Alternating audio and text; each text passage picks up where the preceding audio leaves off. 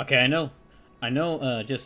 okay, so, no, we just got back. But very first thing I'm going to do, okay, so, look at this image of Shirley Brewing, the Bloodborne character, standing out looking amongst all these pillars. And then, okay, and now I'm going to play the Parasite Eve music again. That's a vibe. Look. This is such a vibe. I'm gonna let that go for a little bit, let the image sink in.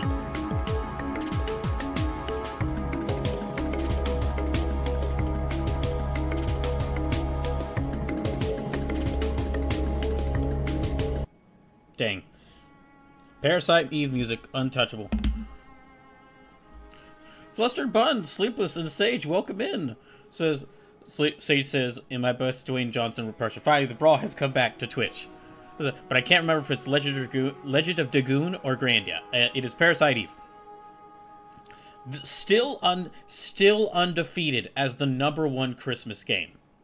There have been some big contenders, but it's still unbeaten as the #1 Christmas game. So, welcome in, everyone. Hope you're all doing well. Thanks for showing up.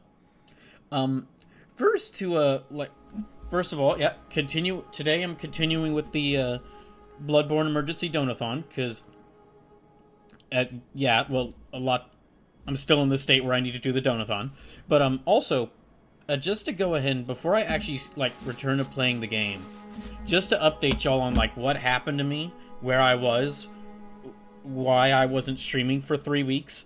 So, after the previous Bloodborne Emergency Donathon stream, which was November 18th, while I was taking things down from the stream, while I was taking down the equipment, the drink I had, accidentally knocked over the drink I had, and it spilled over the keyboard of my laptop. And because it's a laptop, all the tea I was drinking spilled into the keyboard, and as I found out later, it got into the motherboard. So, I tried drying it out. I spent the next 24 hours trying to dry it out. That didn't work. So I then had to take it to a computer repair store who said that they could have it fixed in 3 to 7 days. And then that didn't happen. And then at the end of those 7 days, I called them back and said, hey, could y'all give me an update? And they said, well, it's taking a bit longer. We're going to have to...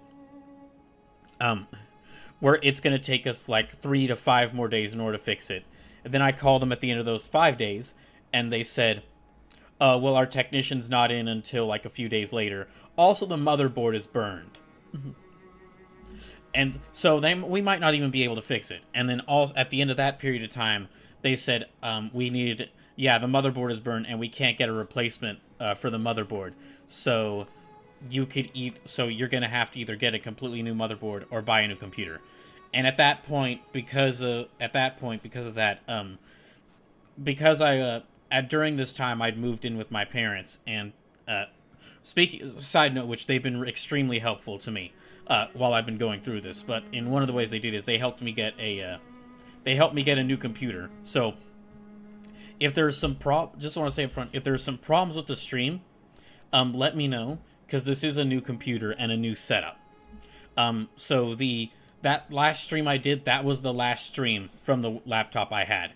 And ironically enough, in this year where my entire year has been derailed because I lost my job, I don't know, it's kind of fitting that the laptop that I only got that I only bought with money, the laptop that I could only get because I bought it with money from that job, ended up dying near the end of it. If that's not just an omen of, yep, no going back to that place ever again. So yeah, I finally got a desktop computer, which I am now streaming from. And if you see rainbow lights hitting the side of my face, it's because it's one of those gamer PCs. So with the built-in RGBs lighting, so it's flashing rainbow colors this entire time. Sage says, Parasite Eve, Yakuza 1, and the Snowflake Mountain area of Diddy Kong Racing. I actually do have a top 5 of Crimnus video games, of what I think are the most Crimnus games out there. And really, only one of those is on there.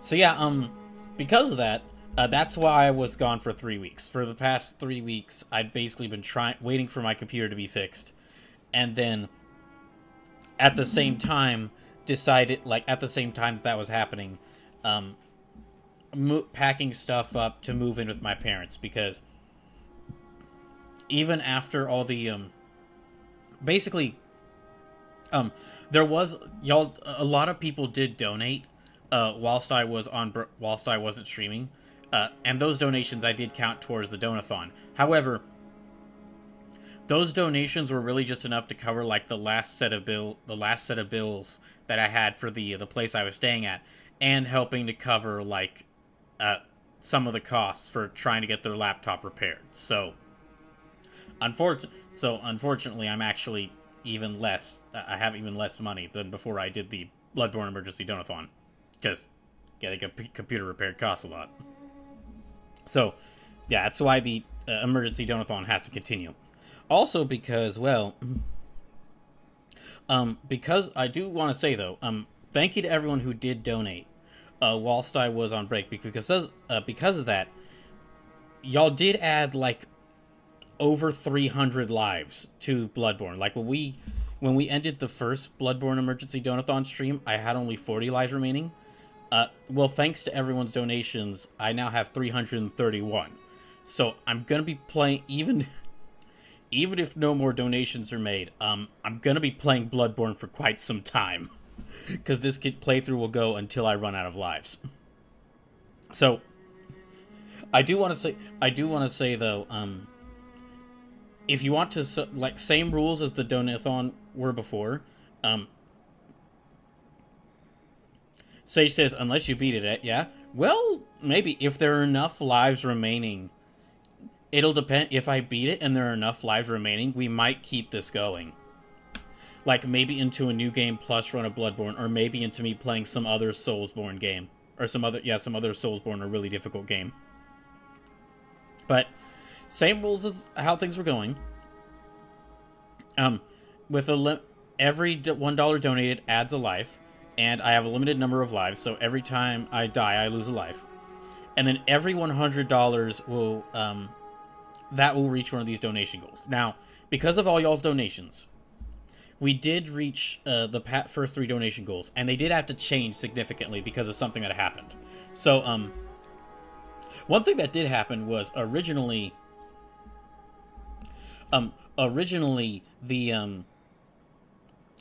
the third donation goal was me playing through Dispatch. But while I was on break, what happened was just an artist I follow posted fan art of Malevola from Dispatch, and me really liking that, started sharing it around with a joke, and I shared it around with a joke saying that, oh, well, I can't afford to buy Dispatch, but at least I can survive off of at least I can survive off of I'll manage with fan art of Malevola. And then someone in one of the Discords I'm a part of, one of the Discord servers I'm a part of, saw that. Someone I'd never talked to before, and then they just messaged me, was like, here's $40, go buy Dispatch. So I have Dispatch, and I'll actually be starting it tomorrow, because I want to beat at least one game before the end of the year. And I'm kind of limited on time, I'm limited on time before the end of the year, because there's only like 3 weeks left before the end of the year. Really only 2.5 weeks left. Yeah, it's only like 2.5 weeks left before the end of the year. So I'm going to start Dispatch tomorrow, continue it on Thursday, and then like after Christmas, I'll return to it and try to beat it. So most of the streams, so there's going to be about, counting today's stream, there's going to be about like 6 more streams before Christmas. And there's going to be about 6 more streams before Christmas, and they're really only going to be about 3 hours long. Just as I try to settle into things here. And just to test this new setup in this new location and make sure everything's working fine. Yeah, these next 6 streams are really only going to be about 3 hours long.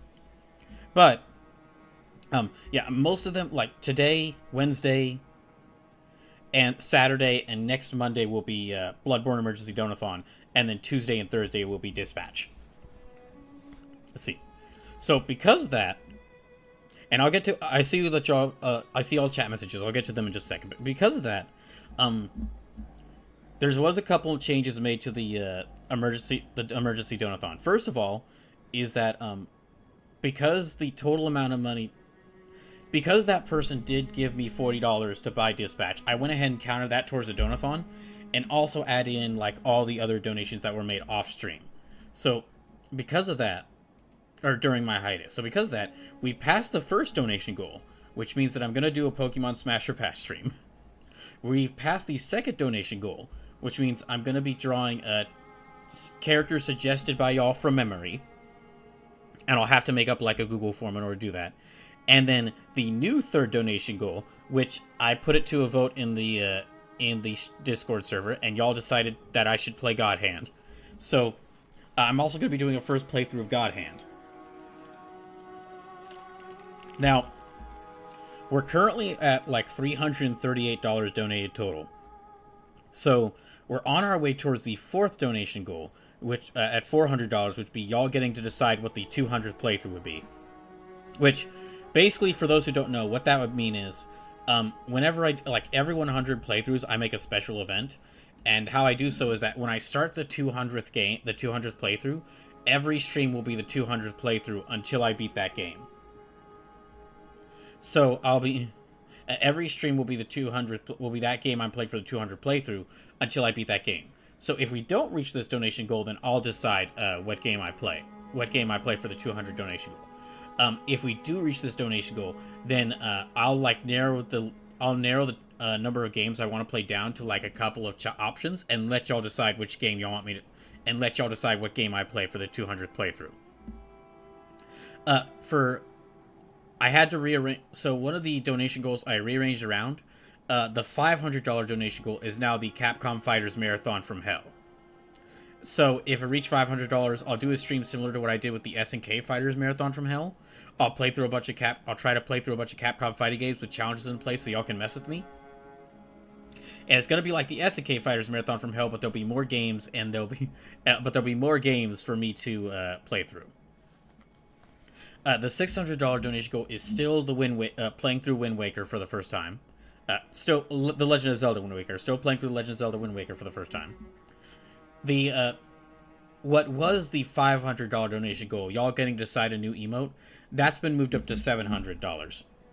And that's because after all the problems of after all the costs of paying for my remaining bills, and trying to get my computer fixed, and also some upcoming costs that I'm gonna have, because I will have to pay for one or two bills in January. Because of that, I decided to move all the donation goals that would actually require me to spend money. I pushed them back. Well, I pushed the first one back a little bit, because I want to make sure that if we reach that donation goal, that I have enough money to where I can afford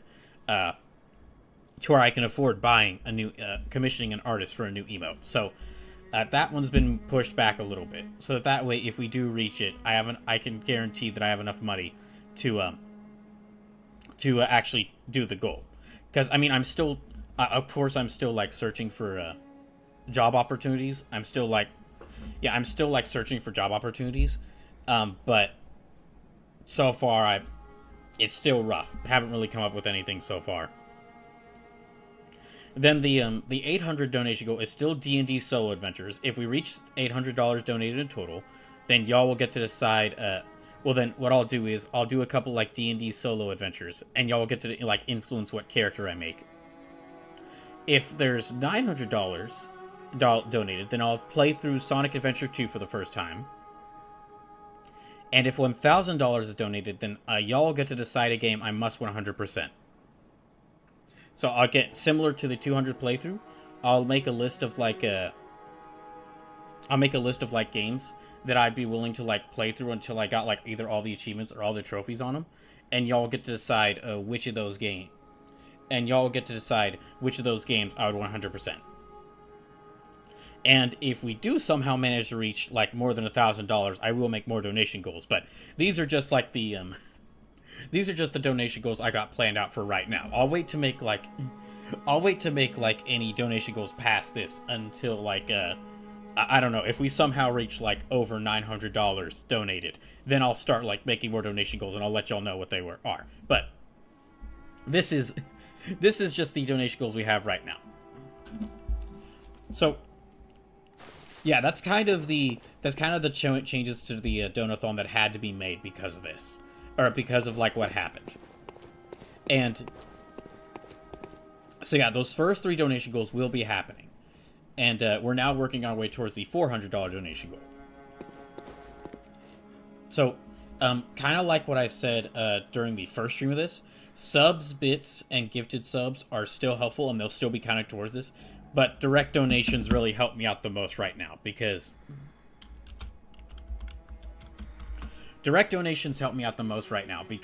well, I'm only gonna, like, any money from subs, bits, or gifted subs, I'm only gonna see, Twitch is only gonna give me that money if I reach over $50, if over $50 is donated in subs, bits, and gifted subs before the end of the month.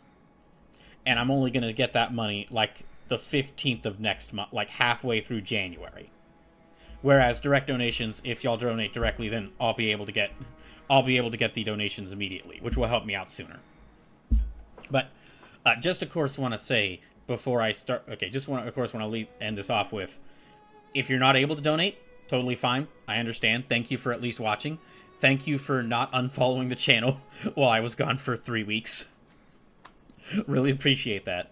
And yeah, we'll see. Now that I have over 300 lives, we'll see if maybe I actually stand a chance of beating Gascoigne now. Okay, so let me actually get back to what was said in the chat. So, Sleep says, suppose you could say that you really teed that one up. I would more so describe it as a tearable situation. I would more so describe it as a tearable situation. Oh, good, that still works. Sleep says, honestly, with nigh 400 lives, you might be able to do it. We shall see. I'm still, like, I beat the Cleric Beast, but I'm right before, like, I'm right before Gascoigne. The first, like, stop gap boss. Sage says, I need to head down to Video Game Heaven. I need a new copy of Parasite Eve and Twilight Princess and whatever other memorable PSX games I can find. Ooh, there is... Well, I've got a lot to update y'all about things that happened while I watched stream, but I will say... one thing that did happen is, the Retron that I had, this console that I used to play, like, Game Boy Advance games, I had to sell that off. One, like, most of the money went towards buying me food whilst I was most of the money went towards, like, buying me food whilst I was waiting to hear back about my computer, because that was basically one of the reasons that I ended up having to use up so much money, was because I was already running out of food when I started the Donathon, and my expectation was that I would be moving in with my parents before the end of November. And that was kind of how things were planned out. Then the problems with my laptop happened, and I had to stay in the town I was in because basically, like, if my computer was fixed, like, I was expecting my computer to be fixed quickly. So I wanted to stay in town so that it was fixed. I could, like, check it to make sure it was properly working and then just move. And then, like, as time went on, as the days kept stacking up, I needed to, like, use up more money in order to, like, buy food and basically keep myself alive. So that's kind of what happened. And then also, well,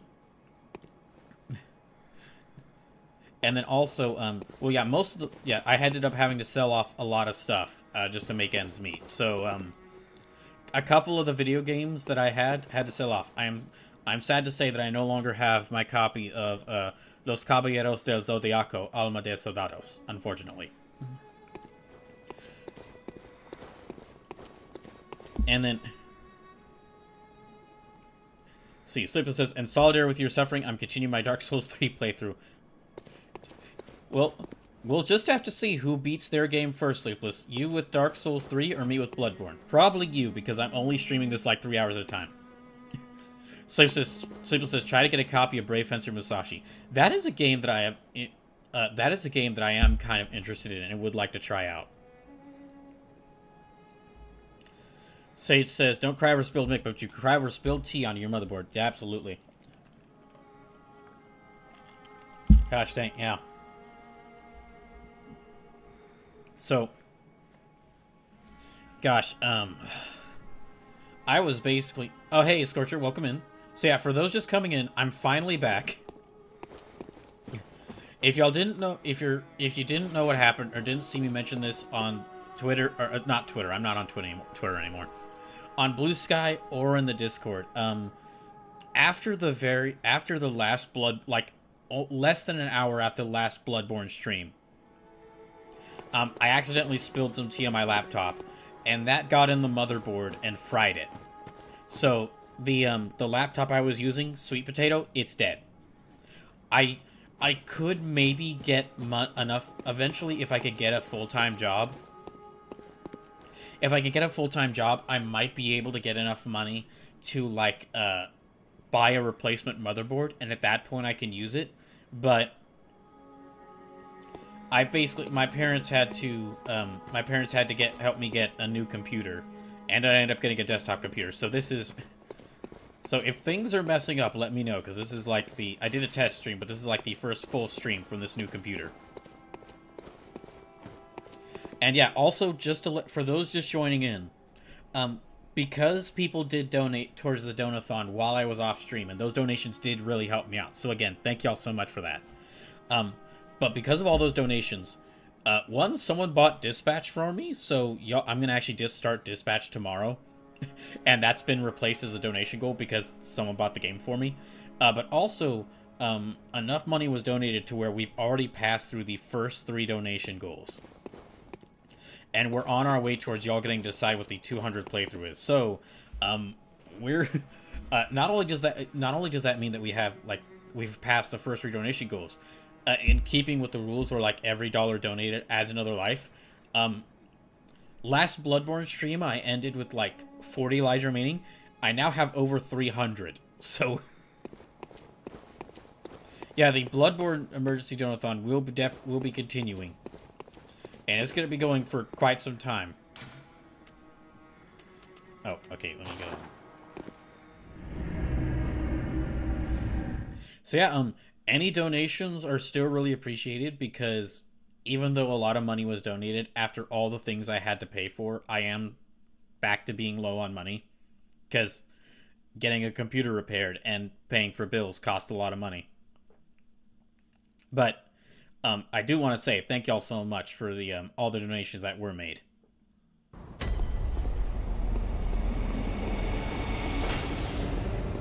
And yeah, I'm also I'm right before Gascoigne though, so we'll see how many of these lives I keep. I'll need to like get into some fights to get back into the swing of things, because it has been almost a month since I last played this. So this is pesky capitalist society requiring money and shit. Amen there.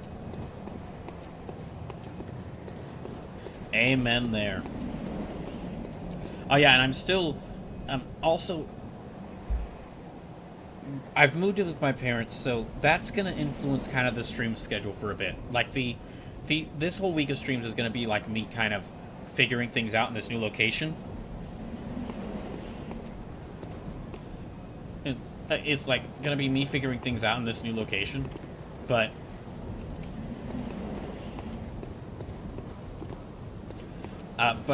that might change. Like, if I can get a new job, and if I'm still applying for jobs like crazy, and if I can get a new full-time job that's outside of this area where my parents are, then I'll be moving to there, and that will cause like a brief break in streams as I try to move to a new area. Also, I'm not really going to be able to stream for most of next week. Most of next week, the week of Criminus, I'm not going to be able to stream just because.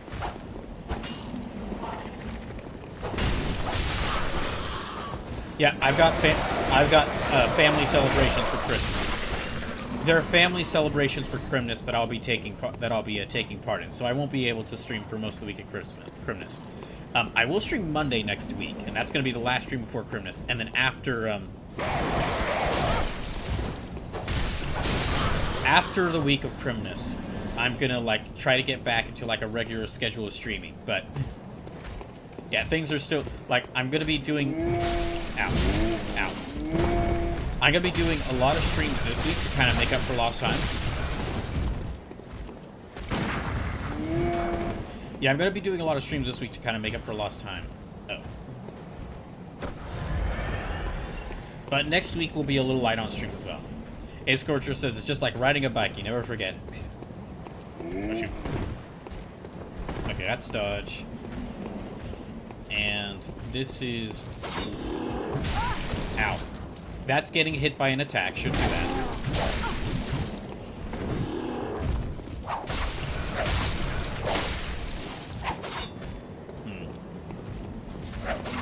Oh, that's right. Blood vials don't replenish, so I'm gonna have to farm them. Yeah, I'm gonna have to replenish blood vials. Okay. God dang. So, also, you know, gosh, when I said that I'd be missing the Game Awards, I didn't realize, I didn't know that how right I would be. Well, I mean, I actually had this computer set up in time for the Game Awards, but I had to be doing, like, I was spending that night applying for jobs and, like, checking settings and, like, getting files to work and checking to make sure that files work. Yeah, I know I am. Gosh, I'm gonna have to remember, where Gascoigne was. Sage says, I keep hearing you name this boss, and I only hear Gascoigne from Warhammer 40k. That would... A Warhammer 40k Souls game would be awesome. Or, like, a Souls-like game that is a Warhammer 40k game. That would be awesome. And would actually fit pretty well with, like, the grim tone a lot of these games have. Oh, gosh, I gotta remember where I am. Or where this is. Oh, that's right. This goes... Okay, this is over here.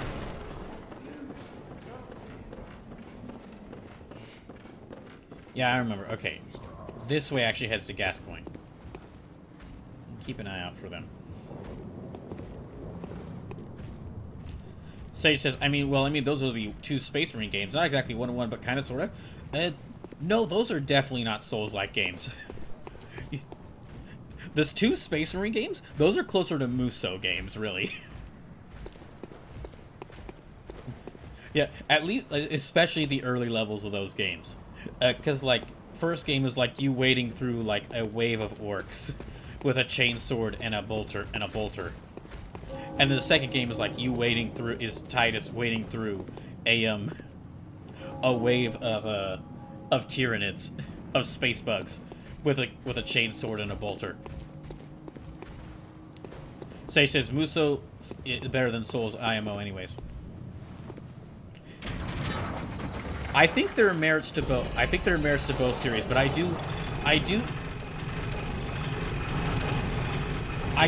more inclined to enjoy Musous than Souls, really. Speaking of 40k, I did see that apparently Captain Titus is now he's like a lore important character in 40k. Like he's now like now a very important character in 40k lore, which really makes sense considering which makes sense. It makes sense considering how well Space Marine 2 sold and how good of like an entry into 40k that was. Say says, yeah, he's been fully reinstated, which is good because he never should have been kicked out in the first place. So he says they do different things. Musou are easy to see the fun in from a surface level, though. Yeah. I definitely think there's like benefits to both. And like different properties would work better in different series. Like I could see a Warhammer Musou or a Warhammer Souls could both work really well. Also, okay, speaking more about Warhammer, and this is kind of just leading into all the stuff from the Game Awards that got announced. So I saw that we did get announced a Warhammer 40k a total Warhammer 40k. Which makes a lot of sense considering that, like, even as someone who's not really familiar... Oh, damn it. Well, there's our first life. Well then, that's my first life lost.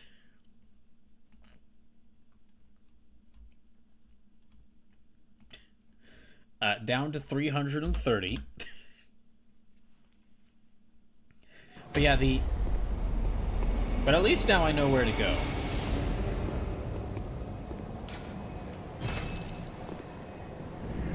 I know where to go to get to, now I know where to go to get to, Gascoigne. A-Scorcher says, Muso, what's that? Muso's like the Dynasty Warriors games. Dynasty Warriors or Hyrule Warriors, or like all the various spin-offs of Dynasty. All the various, like, Dynasty Warriors, but with another series thing. Like, Hyrule Warriors games, which is basically its own Zelda sub-series at this point. Yeah, Hyrule, with 3 games now, Hyrule Warriors is basically its own Zelda sub-series at this point. Or like Gundam Dynasty Warriors. There was some Kamen Rider Dynasty some Kamen Rider Muso games. Sage says Dynasty / Hyrule / Samurai / Gundam Warriors games. Yeah, like Sengoku Basara, those are Muso games. The Samurai Warriors, which is Dynasty Warriors but with Samurai, that's a Muso game. Okay, Central Yarn, that's where I need to go.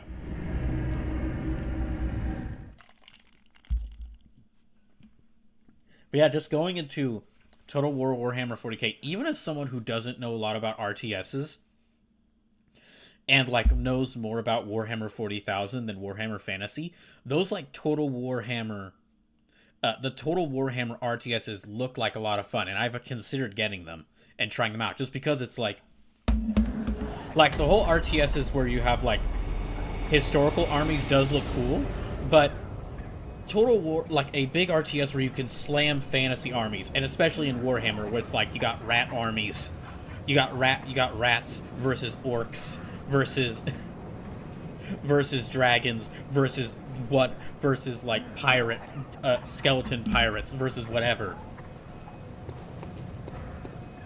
That's a really good like RTS series to kind of like introduce people into RTSs. And, like, specifically the Total War series. Sage says, depends if you considers Muso as games like that or games from that specific developer. I consider them, like, games of the games like that, games of the genre. Like, Souls-like games are called Souls-likes because they're not made by FromSoft. They're not... Yeah, Souls-like, I mean, really... Sekiro could kind of be considered like a Souls-like game, even though that's by From Software, because it's not explicitly like a Souls game.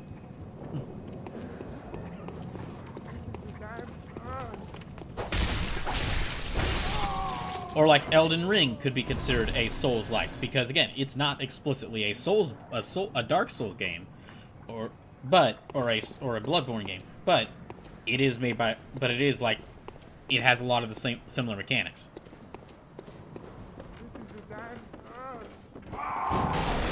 Excuse me.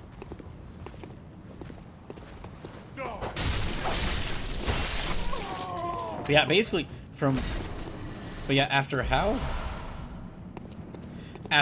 like popular, like from what I've heard, the Total Warhammer Fantasy games were like the most financially successful Total War games. Makes sense that they do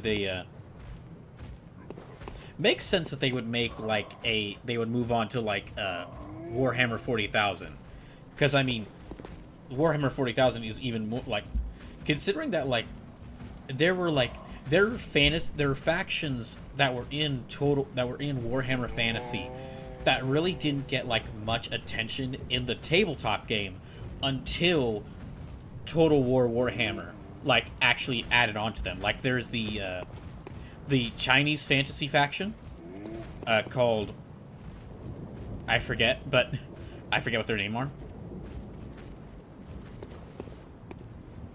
I forget what their name are, but yeah, like a faction like the Sage says Cathay. Thank you. Yeah, Cathay from what when I was getting into Warhammer, I was like, ooh, Cathay sounds like a cool army. Let me see if there are any miniatures for them. Nothing. Uh-oh. Sage says a number of Total War fans aren't too happy with the focus on Warhammer IP, and I can understand that from like people who are with the Warhammer. I could understand that from like it's probably similar to a situation like the situation with the Fire Emblem fans, where like fans of the older games aren't too happy about how much of the newer games take influence from Fire Emblem Awakening, and how much that deviates from the older games design. I can imagine it could be a similar situation to like fans of older Total War games who are like aren't interested in Warhammer.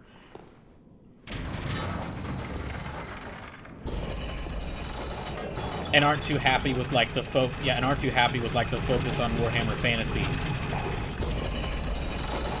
But it's the games that make the most money, so it also makes sense why the developers would focus that much on it.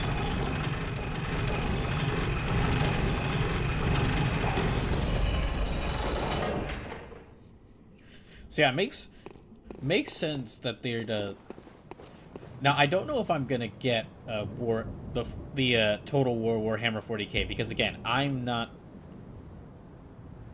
Because again I'm not really like the biggest RTS guy. I'm much more a strategy RPG guy, but.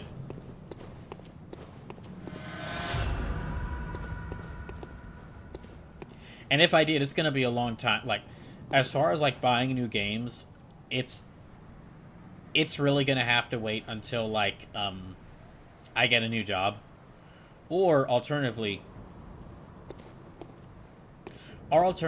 if we manage to pass like $1,000 in the donation goals, at that point I'd have enough money to where like I'd be like.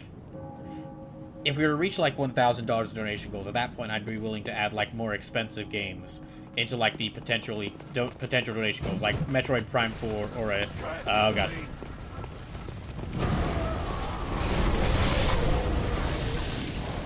Metroid Prime 4 or a Digimon Story Time Stranger, which from what I've seen, actually, it was announced recently that that game actually sold like 1 million copies. Which has got to be like a big bench. It's got to be like that's got to be a big deal for a Digimon game. To sell like, not to sell 1 million copies, but to sell 1 million copies in only a few months. Really not that long. Sage says, oh, side note, the Hyrule Warriors games are considered fully part of the overall story of the Wilds miniseries of the Zelda franchise, though they aren't normal Zelda style. Along with Breath of the Wild and Tears of the Kingdom.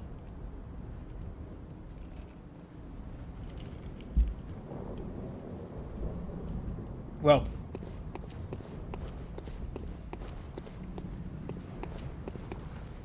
I mean, yeah, because they're like both like the second and third Hyrule Warriors games are like side stories. They're like side stories or backstory or like prequels to events in Breath of the Wild and Tears of the Kingdom. So yeah, I can kind of see how that is. Kind of crazy then that we've now got like a full Breath of the Wild, Tears of the Kingdom, like sub-series of Zelda games, all set in this one same like part of the Zelda timeline, and 2 of them are Warriors games.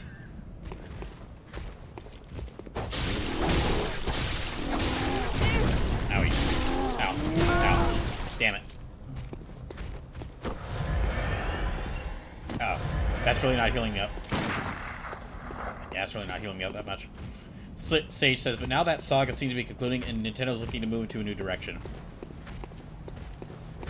Makes sense. It's...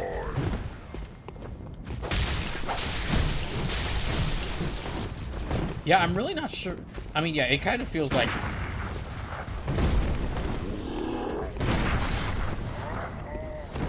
Well, I just used up all my bullets.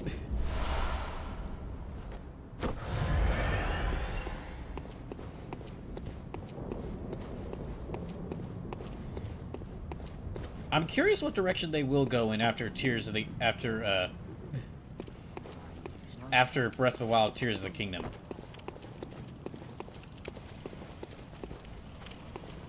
So you're getting hammered there. I am indeed. Oh shit. That's right, I'm out of bullets.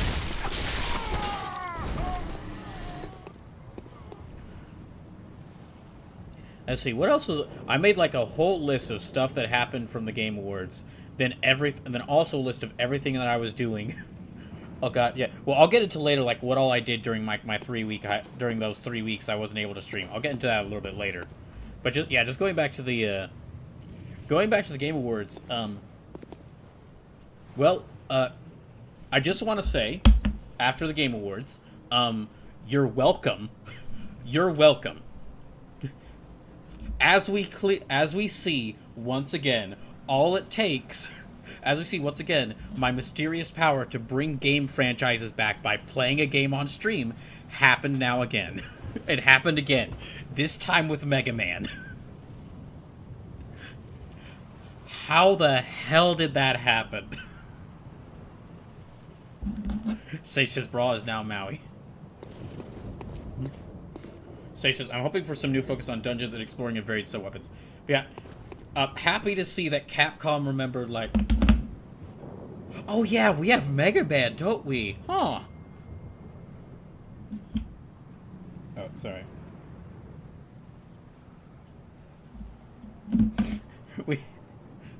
Yeah, no, I know that all we've really seen is, like, it's gonna be basically like Mega Man 12. Like, it's gonna be another classic Mega Man game, but...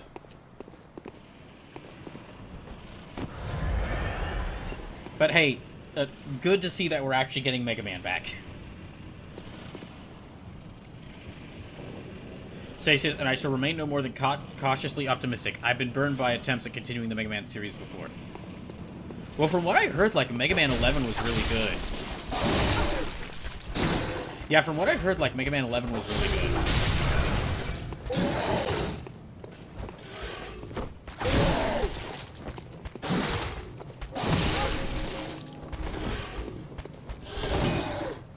And I mean...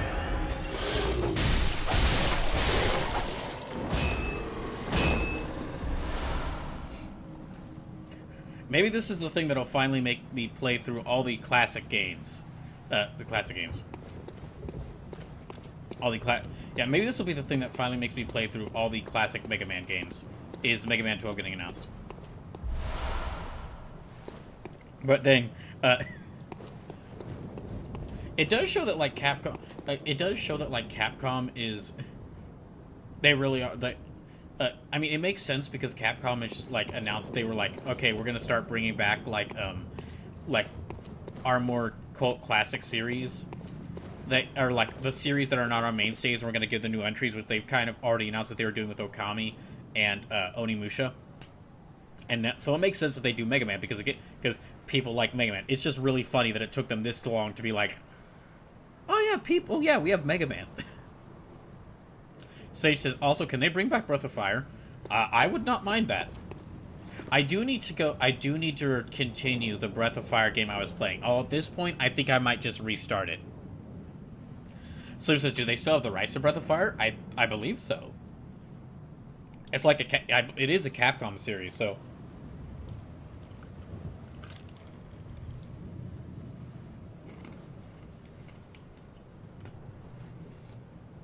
But yeah, when I do get to see... Or when I do return to that Breath of Fire game that I was playing, I think I might actually restart it. And I'll restart with the GOG port that was... The GOG remaster. It was like either a port or a remaster that was released very recently. Okay, time to go to Gascoigne again. Ow! Yeah, that's about... Ow! That's what I expected.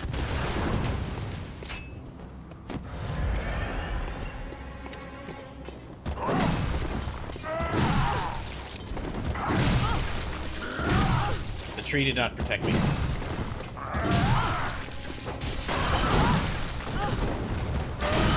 To show your true face, eh? I was sporting on Mars. Well, 329 lives. 329. That's not... No, not that. 329 lives remaining.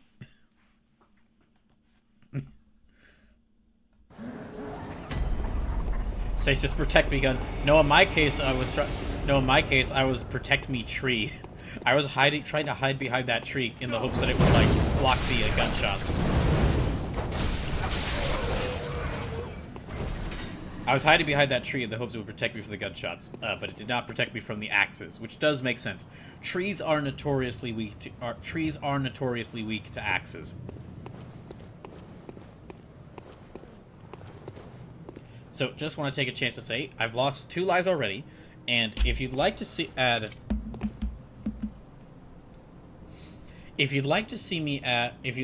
get this playthrough continue, well, you can add more lives to the number of lives.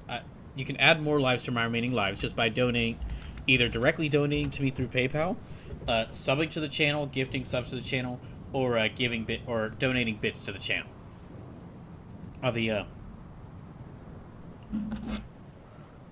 All the different any donations of at least $1 will add another life to the channel. Uh-oh.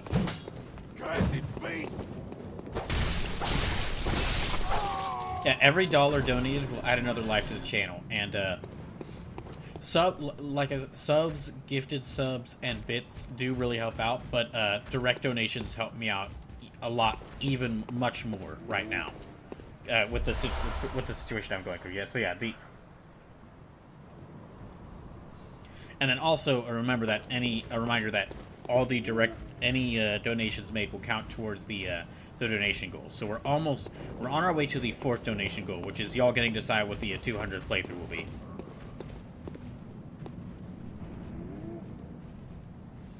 Sage says, Sage, Naughty Dog made Crash Bandicoot and they don't own the rights to that anymore. Sage says, wasn't that a case of another group buying it? No, with Crash Bandicoot, it was a case of, like, PlayStation wanted a mascot series, and they hired Naughty Dog to develop the games. But PlayStation owned the rights to those.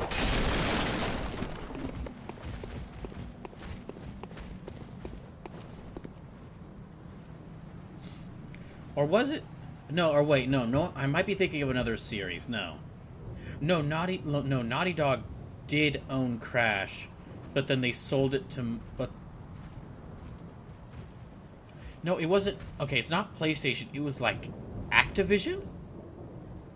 Yeah, it was Activision who owned Crash Bandicoot, because now with, like, Microsoft buying Activision Blizzard, Microsoft owns Crash Bandicoot. If I'm remembering, feel free to correct me if I'm wrong on that.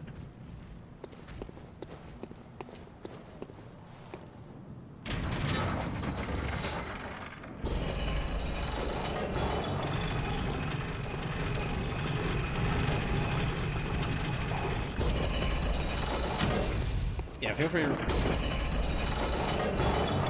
Sleeve says that's who Crash was sold to. Activision bought it after PS2? Oh.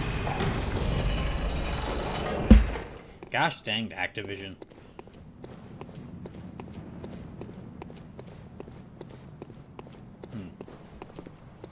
See, let me think now. What else is...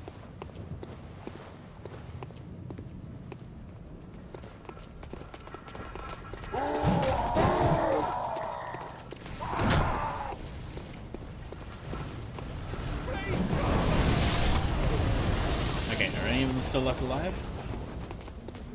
Oh, the 2 of them are.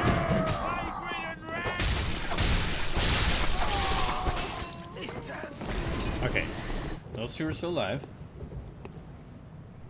Slave says, I think Crash Team Racing, I think they got Crash Team Racing out and then it was sold to Activision. Oh, speaking of Capcom, going back to Mega Man, and speaking of Capcom series, so I also saw that it was announced that Leon's gonna be in Resident Evil 9, and what it looks like is that, like, Grace, the new character, she's gonna have, like, much more horror themed segments, and then Leon's gonna have, like, more action segments. Considering, like, for what they briefly showed him, he was already making he was, like, making quips, and, like, and casually fighting and like doing his same move, like all his big roundhouse kicks and like wrestling moves to zombies. And as we saw in the trailer, this time Leon gets the chainsaw, which I think is. I'm curious to see. I'm gonna be curious to see how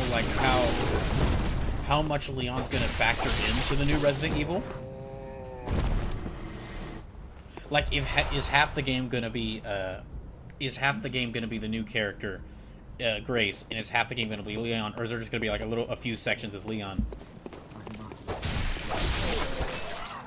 But I do, because I mean, the developers themselves said like we can't really make Leon scared of zombies anymore. He's not after what he went through in Resident Evil 4.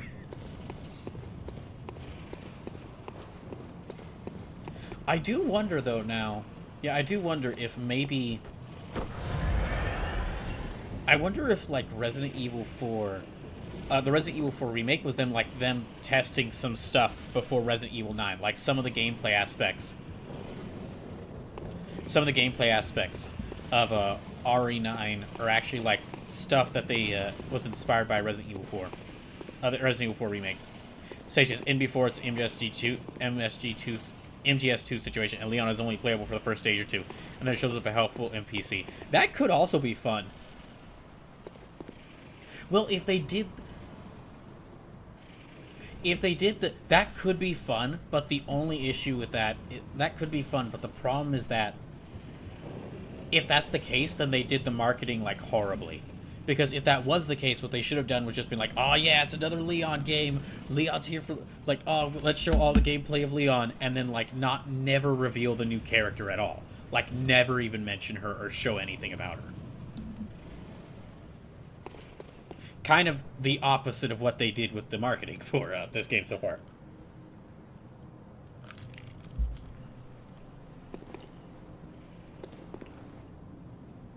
Sage says, therein lies the joke.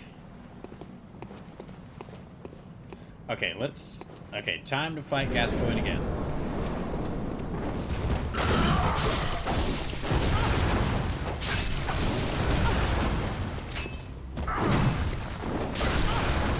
Stop shooting me as I'm hitting you.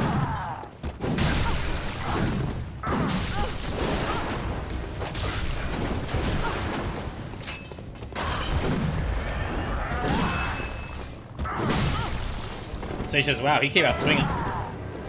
He always does. Ouchie. Dang it. Right, I have no bullets, so...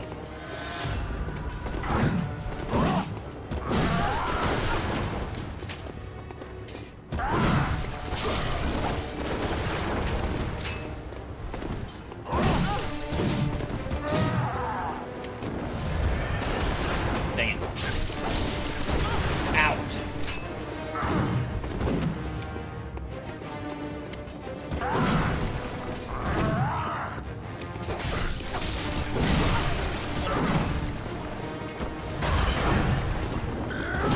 I'm only really gonna trying to get out. I'm really only trying to get like 1 or 2 hits in.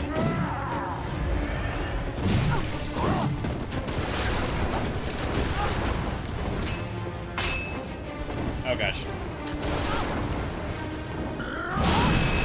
Damn it. Okay.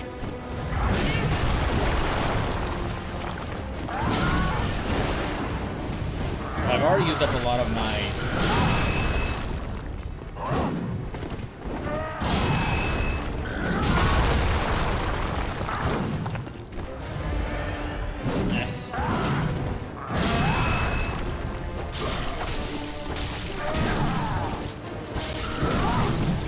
Dang it. Okay, I got it. That was not right. Ow.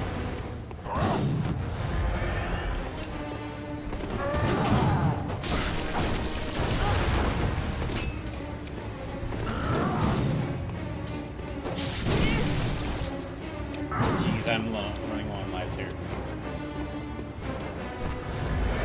I'm running low on blood vials here.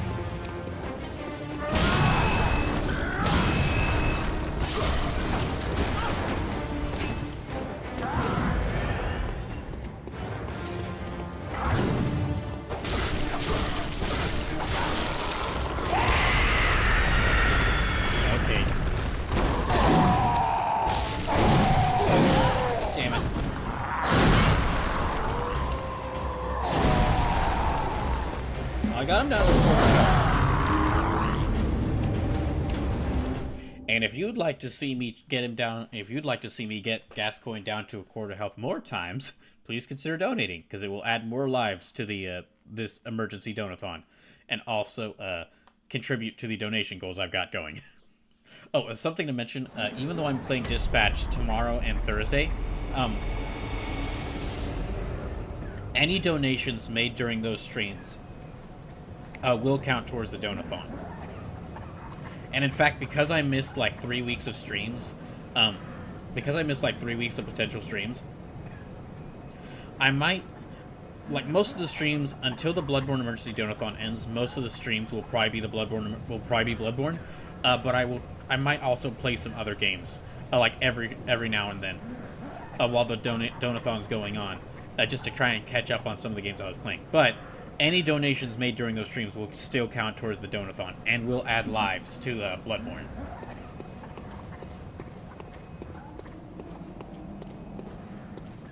Alright, so...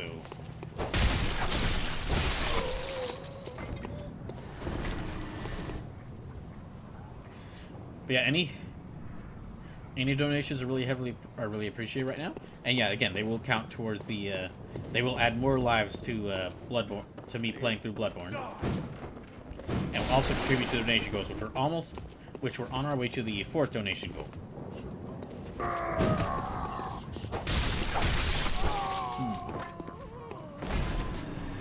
Okay, I'm trying to think of what else was announced at the Game Awards. There's like Total War Warhammer 40,000, Mega Man.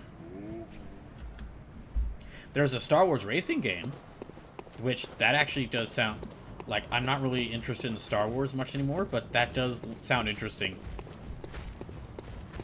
Like a game that's trying to be like a game that's trying to have, that's being like a full-on Star Wars racing game, not trying to be like a kart racer. Because I mean, if it's a kart racer, it's gonna have to compete with both. If it's any kart racer that releases right now has to contend with the triple threat, the triple threat contenders for a champion spot of Mario Kart World, Kirby Air Riders, and Sonic Cross World, and Sonic Cross World Racing featuring Hatsune Miku. Like, you try to release a kart race right now, you're gonna have to fight. You're gonna have to try and fight all 3 of those things. Which you might. I mean, I'm not saying don't do it. I'm not saying don't do it. You still have a chance, but it's gonna be really difficult. But like a Star Wars a Star Wars full-on racing game does sound like a really interesting thing. And I mean, Star Wars games are in kind of a weird state right now because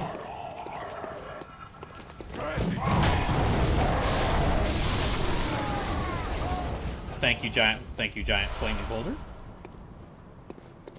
Star Wars games are in an odd state right now because I think they're still like mainly being made by EA, who of course is like, well, they just got bought out by Saudi Arabia,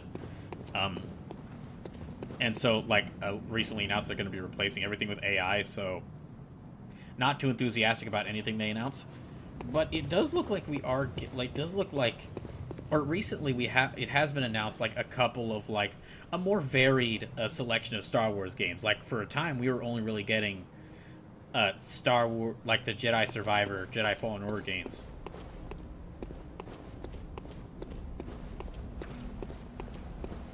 Sage says, more and more I am sent running back to my classic EU where I can try to find them without sending my money to D. Yeah, we are getting like a varied selection of Star Wars games. There's like, oh, at Disney, yeah, where it's like we got that like Star Wars XCOM game coming out that was announced. We got this newly announced Star Wars racing game. There's like a Star Wars Fate of the Old Republic, which I heard about that, but I'm not really sure what it is. I'm guessing that might be related to like KOTOR.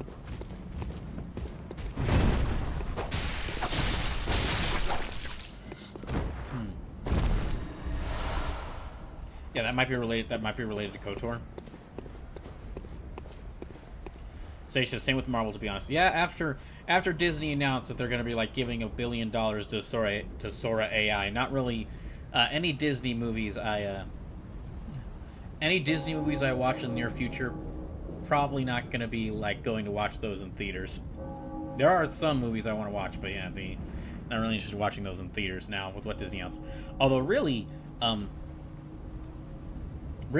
that's actually like a lot of people are like freaking out, and rightfully so, about like Sora announcing that, like, oh, they gave it $1 billion, but that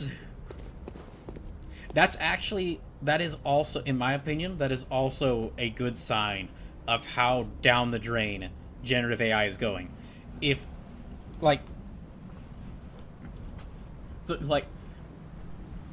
Sora AI and Disney had to reach a deal where Disney would give them $1 billion, which is a lot of money.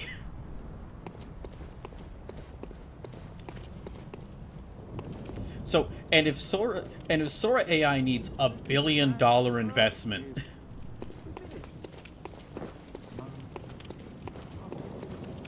if they need Disney to give them $1 billion investment, and they had to like reach an agreement, where Disney would let them still use their characters. Well, that may just mean, well, if you're not a fan of Disney, if you've got some problems with Disney, that just means that they just wasted $1 billion. But then, also, it was recently announced that, like, Microsoft said that, like, yeah, Microsoft actually admitted that, like, yeah, okay, we might start scaling back our stuff with, like, our stuff with generative AI, because turns out nobody likes our chatbot when it's like, yeah. So it says, the way that deal sounds, Sora/OpenAI must have some dirt on whoever is Bob Iger's replacement. From what I heard, it actually kind of sounds like Bob Iger has like a personal investment in Sora AI, and that's part of what happened. That's part of what happened. Which then, when Sora AI fails, that means that not only is Disney going to lose $1 billion, but hopefully they. Now, this honestly is wishful thinking, but hopefully when that happens, the Disney execs, the Disney execs will then turn to look at the guy whose company had a personal investment in the company they invested in and just lost $1 billion to. So it says Bob Iger's out this year. Then that probably does explain it. He had, yeah. Then that might actually. So he says he retires in like 2 weeks. That might actually, like, yeah, in preparation for his retirement from Disney and losing access to Disney, losing access to his control of Disney. He had them funnel $1 billion to Sora AI so he could still try and like get some money out of it. Now I will say I have no idea if this is all true. This is just all like stuff I'm making. I have no idea if this is all true or not, but it fit.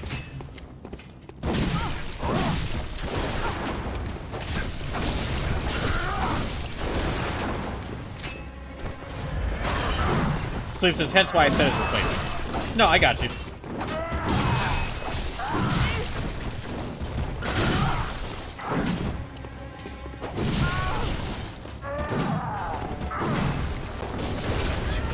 Sleep says, dude's probably not even in the building this last month.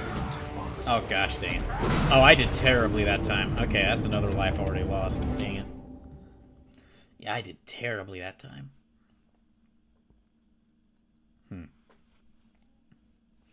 Yeah, I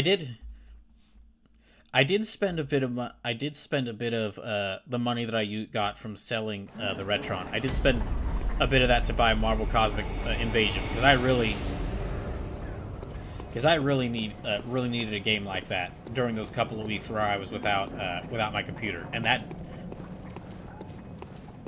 have a glowing recommendation. To that game, but part of it might be inspired by the fact that I was in a really not good place while I had it, and it was like one of the few things I could look forward to.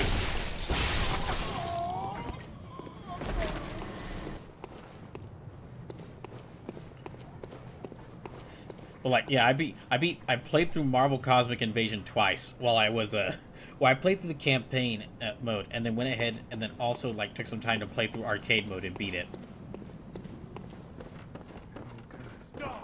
Which, dang, that is a really good beat 'em up. I might play that on stream sometime as like a challenge stream. Or like do a challenge stream where I replay through that with like some challenges in place to mess me up. Maybe even like use it in like a beat 'em up fight, like a beat 'em up marathon from hell. If I do that, something like that in the future, because that could be a really fun idea. And that kind of feels like after if we reach the Capcom Fighters Marathon from Hell, a beat 'em up marathon from hell kind of feels like the next step, because I have a lot of beat 'em ups, a lot of beat 'em ups. That could work for that.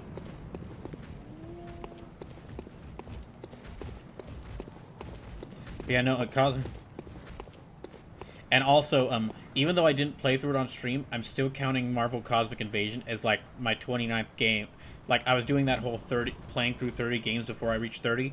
I'm counting Marvel Cosmic Invasion as like 29 on that, because I want to feel like I got something done whilst I was those weeks without my laptop. Although I did do a couple of things, but not anything like notable, because most of the big projects I was trying to work on.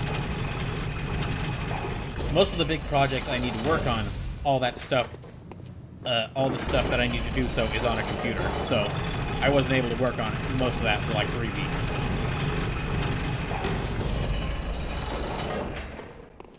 Alright, let's go here again. Oh, that's right, I really need to get like more... I need to get more like blood vials, but... Well, I might be able to get some by killing these guys, but when these guys die...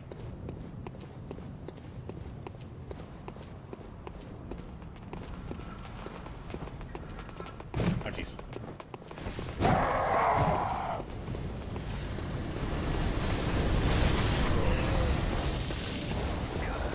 But yeah, just want to say, if you're looking to get a new beat 'em up, like a new beat 'em up game, and I think it's like it's slightly on sale during this well, it's like, no, it's probably back. I think that like initial sale might have ended at its normal price of $30. But yeah,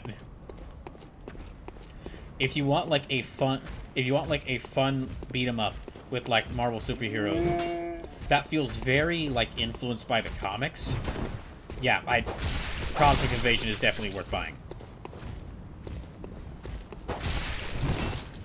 If I can do like a favorite games that released this year, if I could do a favorite games I've played this year list, a stream, which that might actually have to wait until like, I might have to actually wait until I do that stream until like the end, like first couple of days in January, depending on how things go.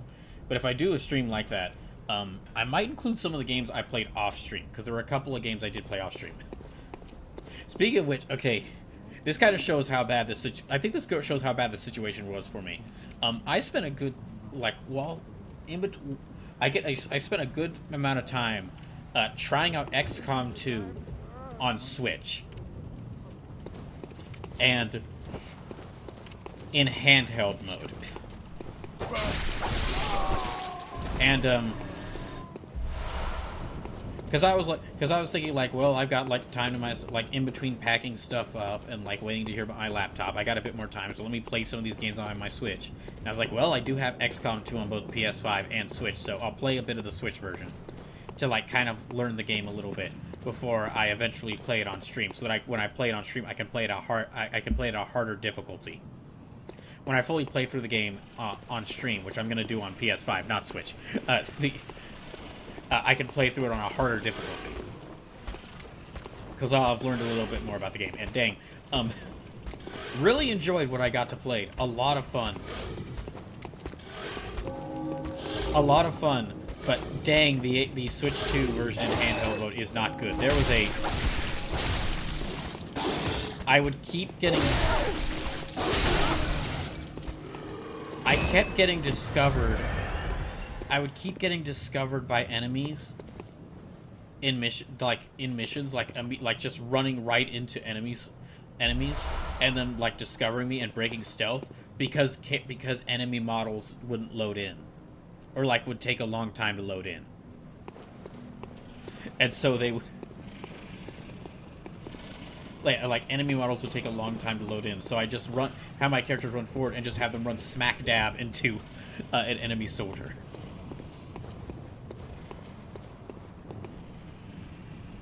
Okay, before I go in here, just want to say again, any donations are really appreciated right now, and donate, because this is the Bloodborne Emergency Donothon, and any donations will not only add lives to this, they'll add lives to my playthrough this, which will mean I'll continue playing. That means like this playthrough of Bloodborne will continue until I run out of lives.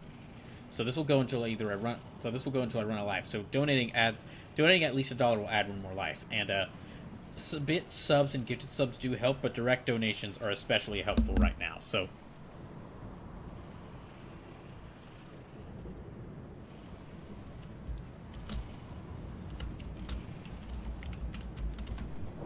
Yeah. Any donations are really appreciated right now because I'm still in a financially unstable situation. And then also, any donations will also count towards the donation goal, which we're currently on our way towards the $400 donation goal, which is y'all getting to decide what the 200th playthrough will be.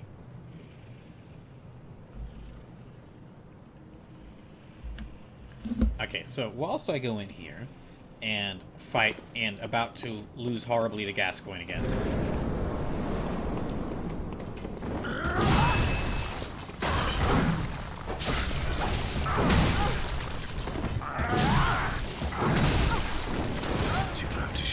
Oh my gosh, I was actually trying there.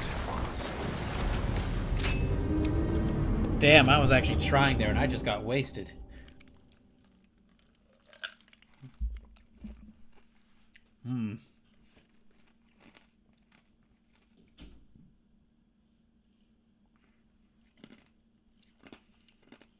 Oh gosh.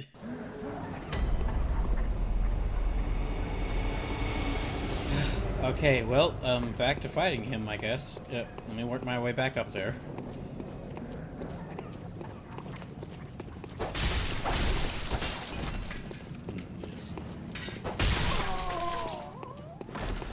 Honestly, I know, like, I do wish I could stream longer for these days, but streaming for, like, only about 3 hours at a time is probably going to be better for me as I get back into the hang of streaming from this new setup and at this new place. Is because I can really only stand, like, Soulsborne games for that amount of time. Like, I was actually surprised I managed to stay engaged with Bloodborne I was actually amazed that I managed to stay engaged with Bloodborne for long enough during that initial stream. During that Bloodborne Emergency Donothon stream, which was like 8 hours long. But I mean, looking back on it, I really didn't get that far. Like, I did play the game for 8 hours straight, but I really didn't get that far. I really only made, like, I made it to Gascoigne. Uh-oh. They saw me. Yeah, I made it to Gascoigne, so... And I only fought him, like, once or twice.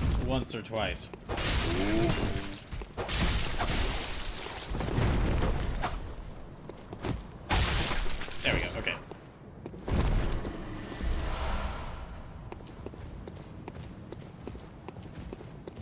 Okay, and... Sage says, weird. I never had that problem with XCOM 2 on the regular Switch. I think it was really mainly because I was just playing it, like, in handheld mode. Not docked. Yeah, in handheld mode constantly.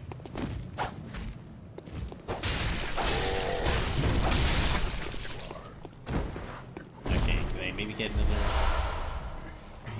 Oh, okay. Lasume resubscribed for 52 months. Thanks, Lasume. And that adds another 6 lives. That adds another, let me see, that brings us up to 393 lives total, and that should be 332 lives remaining. And let me add that into the... Sage says, playing the Mega Man song Infinite Lives. Yeah, for those just coming in, yeah, this is the first stream of like a bunch of streams I'm gonna do. I'm finally able to return to streaming this week. So for right now, I'm mainly continuing the Bloodborne Emergency Donathon. Although I am going to be starting Dispatch tomorrow. I'm going to be playing a little bit more of it on Thursday, so I can also try and catch up on some of the other games that I've been meaning to play. Okay, so 400, and then it was 338. So that adds 300. That makes it 344, I believe. So yeah, just want to say for any of those coming in, I'm still doing the Bloodborne Emergency Donathon, so any donations are really appreciated right now. I really appreciate right now. Bits, subs, and gifted subs do help out, but direct donations really especially help me out right now. And if you have already donated as part of the Donathon, thank you very much. The money that you've given has been incredibly helpful to me. Oh, I just realized that covers it up. Okay, hold on.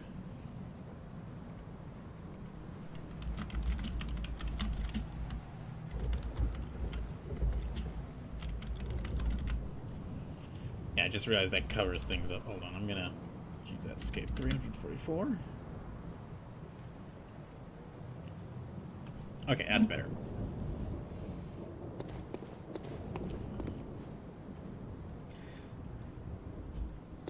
And then, if I can, since that new Mega Man game was announced, well, I was mentioning before that I might be interested in doing like playing through a bunch of the, like I'm currently playing through, like I played through Mega Man 01.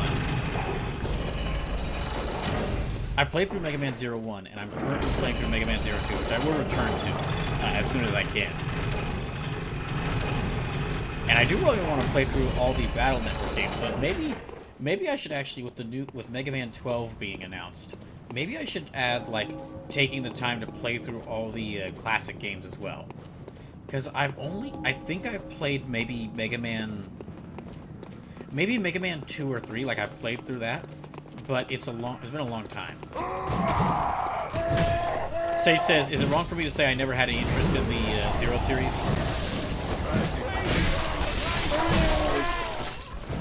No, I can understand. Zero is very like darker, like immediately darker in tone.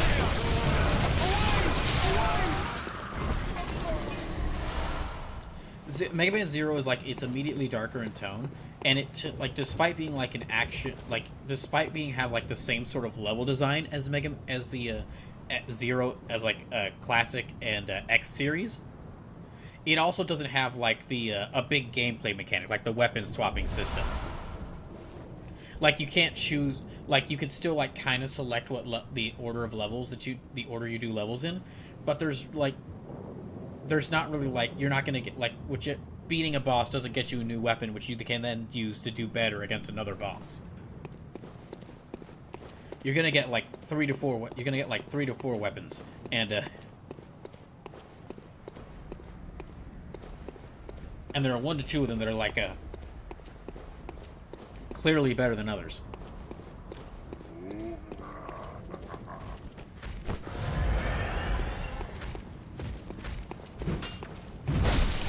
I went anyway. Oh no. Oh no.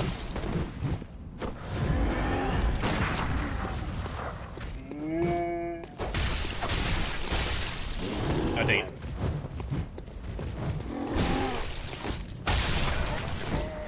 Okay, got it. I did see it was announced that, like, actually for the new Mega Man game, Capcom announced like a new robot master design test, or not test, a new like robot master art contest, where you could actually like submit your design for a new robot master. Ah, dang, I messed it up.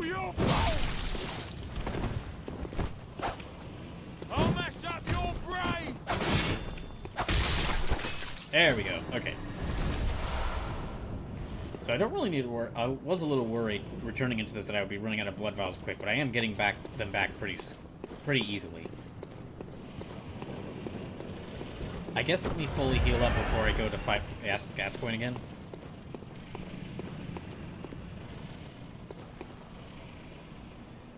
Okay, what else was announced at the Game Awards?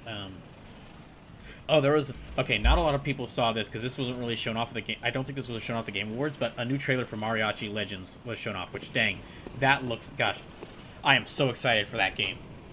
If you don't know what that is, that's like an upcoming, like, hack and slap... It's like... It might be a Metroidvania, but it's like an action platformer, with a very, like, a very Mexican culture-influenced style. And it looks like a lot of fun.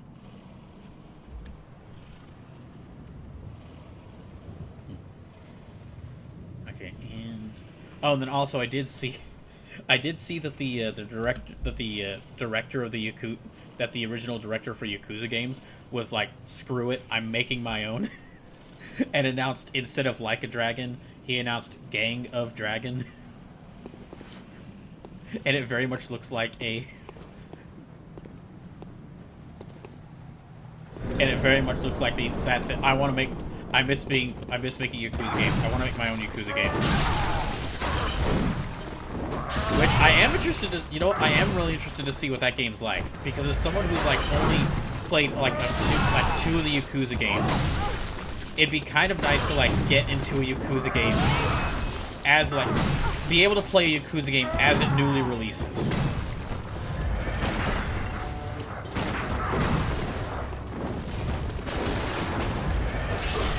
And I mean, I know I could do that with like the games. I could just ignore like order and just play the newer games as they release. But I want to get through I want to play through the games up to that.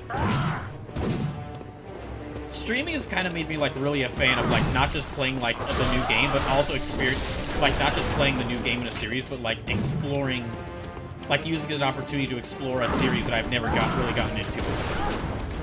Unless it's like a case where, like, no, I do want to play this new game first. Like with the Ratchet and Clank Rift Apart, where I did want to play that newer game first. Because that game held the most, out of all the Ratchet and Clank games, that held the most interest to me. Oh, jeez.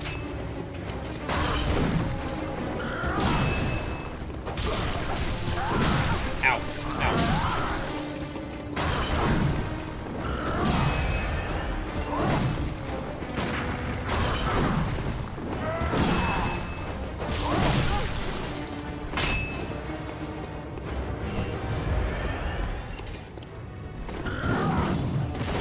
Dang it! Oh, I thought I had him there.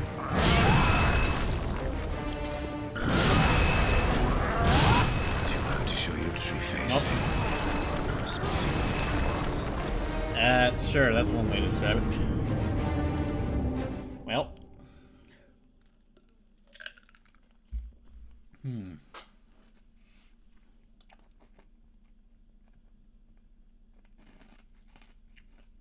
Okay.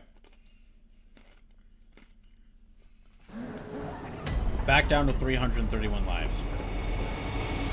Or I guess I should say back up to 331 lives, but...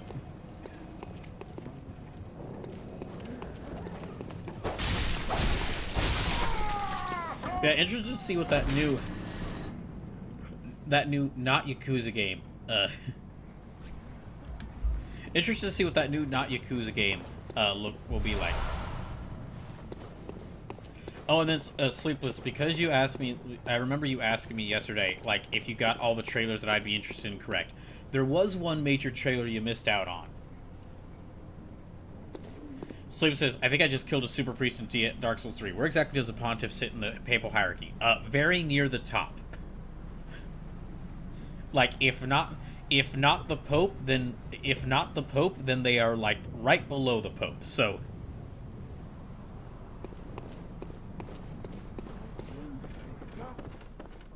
Yeah, if not the Pope, then right below the Pope. So, yeah. Good job, Sleepless.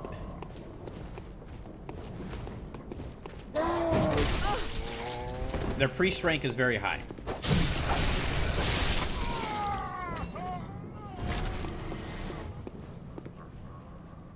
But no, so, yeah. Sleepless, you did ask me, like, if there was any if you got right what trailers I'd be interested in. There was one major one you missed out on, which was the trailer for Forest 3. Because I mentioned earlier that, like, when I talk about, like, my favorite games this year, I might talk about, like, games I played off stream. And, two of those that will definitely factor in is The Forest and Sons of the Forest. There's a couple of games I really got in, like, they're games that I basically just play off, not on stream. They're games that I don't play on stream, and I mainly just play them off stream, and The Forest and Sons of the Forest are two of them. And both of them I've really enjoyed. While also been terrified of. Sleep says, I wouldn't have pegged you for a Forest person.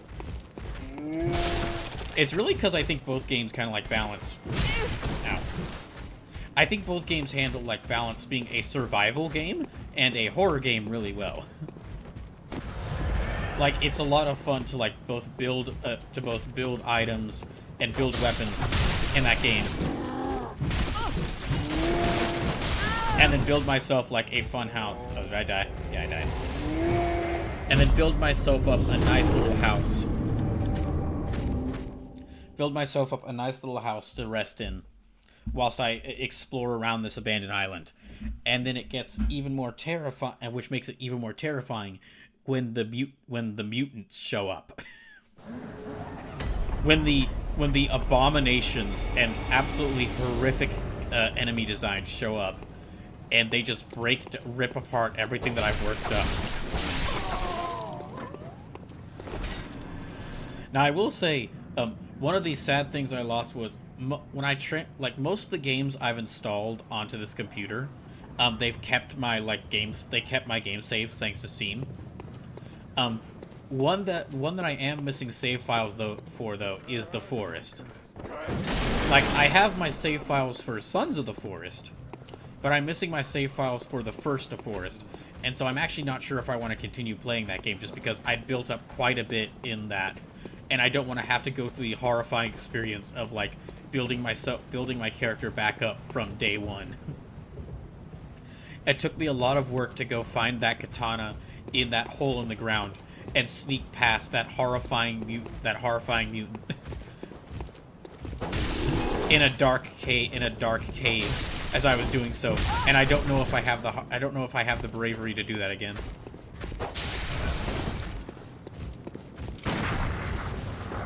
I don't know if I can be brave enough to do that again.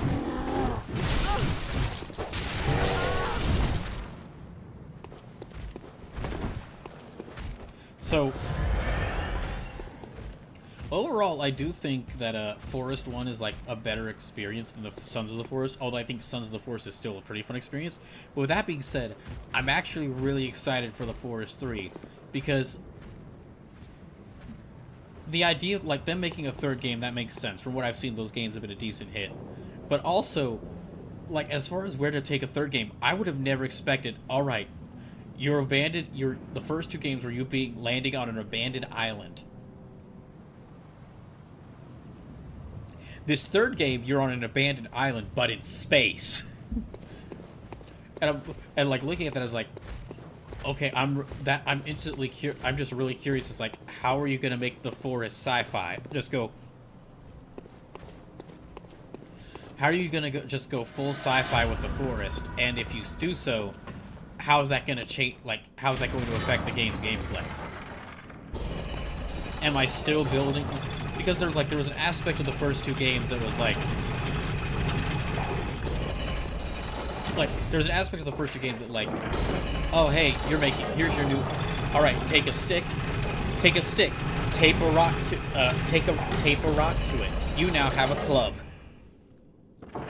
Take some logs, put them together. Take some logs, put them together. You now have your hut.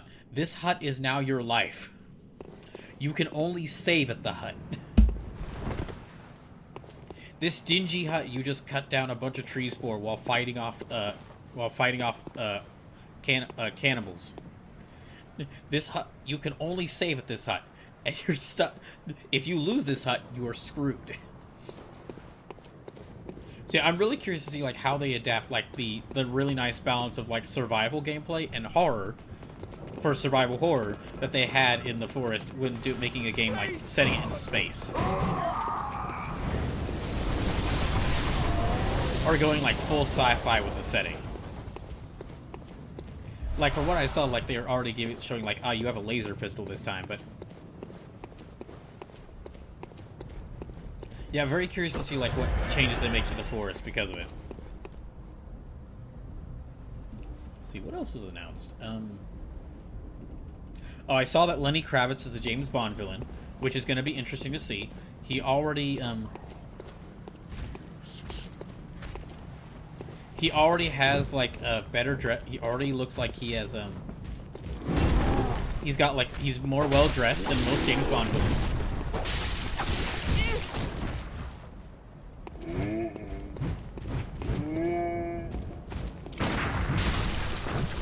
I actually see Lenny Kravitz being a James Bond, being the villain of the new James Bond game is really funny because I have a funny story about Lenny Kravitz, but I've never heard any of his music.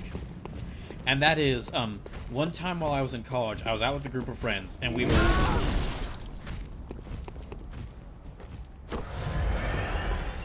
one time while I was out with a group of friends, we were out and we were like going around we were like, you know, we were in college, so we were going around to some bars, and I was always the guy that never got drunk. I was always just the responsible friend who was always going to be the designated driver.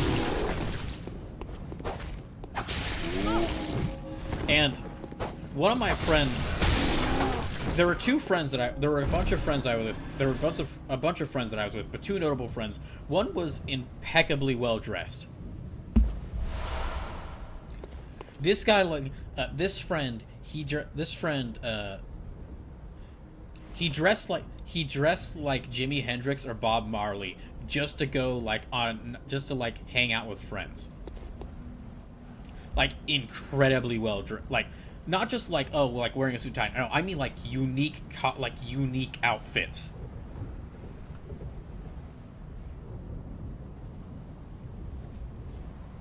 And then there was another friend that I was with who was unbelievably drunk, and this friend who was drunk, basically me and the friend who was incredibly well dressed were like having to lead this. We were having to lead this guy who was really drunk like around and like make sure he didn't get in trouble. And this guy who was drunk just kept yelling at everyone, "Hey, doesn't this guy look like Lenny Kravitz?" Not about me, about the other guy, about the guy who was really well dressed, and like asked everyone, just shouted at everyone like, "Oh, like look, like isn't this just Lenny Kravitz?" And so that's where I know Lenny Kravitz from. Sage says, "Do you want to get away?" Yes, I do. Want to fly away? Not exactly. A nice drive would be good. Would that be good enough? Sage says, yeah. Okay, so Lenny Kravitz made that song. I didn't. So he made that song. All right.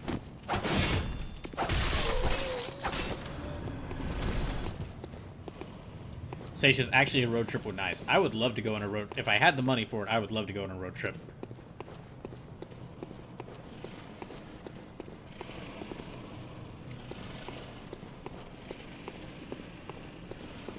Yeah, if I ever got to move out of Texas, one of the things that I'd be looking forward to is kind of like the whole road trip aspect of like driving to wherever I'd be going to.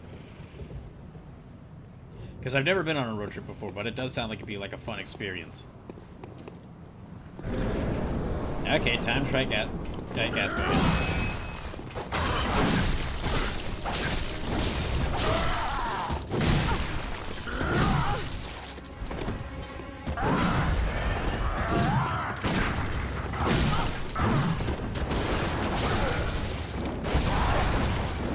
Oh dang, I don't know how I did that, but that was cool.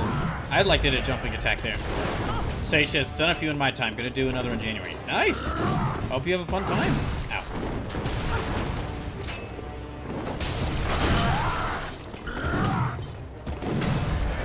Really, I would love to do a road trip where I just visited a lot of the friends that I've like talked to online or haven't seen in a while that like now live in like different areas.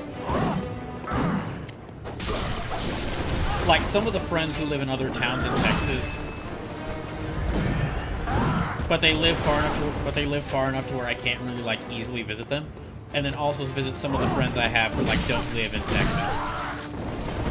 I would love to do like a road trip like that.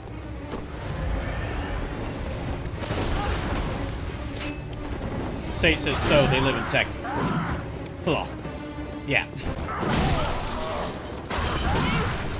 Shit. Okay. Ow, ow, ow, ow, ow.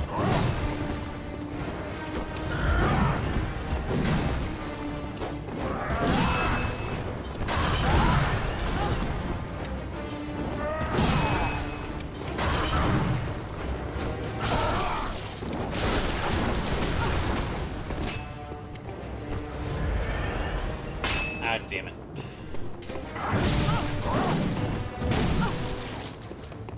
So it says, bro, I got the money to come visit me in Georgia. I would love to, but yeah, I definitely want to. Like, I'd have to get a lot of money before I could do something like this. Well, back to 329 lives. Again, any donations are really appreciated, as they will add more lives to that, and will allow me to continue this playthrough. And also, they will count towards the current donation goal. They will help build us get us towards this current donation goal. Also, any donations just really help me out right now.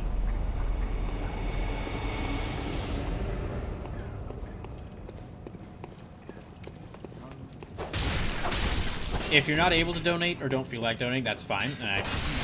That's fine. Thank you for at least watching the stream. If you're not able to donate or don't feel like donating, that's fine, and thank you for at least watching the stream. But just to let any of those who are considering donating, subs, gifted subs, and bits do help out, but direct donations help me out a lot more right now, just because I'll receive the money from the donation immediately, instead of having to wait at least half a month.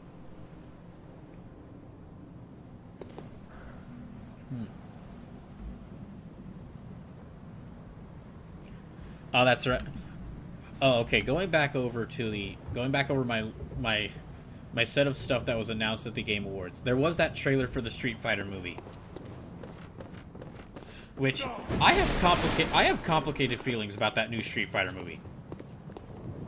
I love Street Fighter, and honestly, one of the things I want to do more off-stream, off-stream and on-stream is play more Street Fighter. I don't really have the time for, like, I haven't had the time for it in quite some time, but I always, like, whenever I see, like, every single time I see someone playing a match of Street Fighter, I'm like, dang, I should play more Street Fighter. I should play more Street Fighter 6.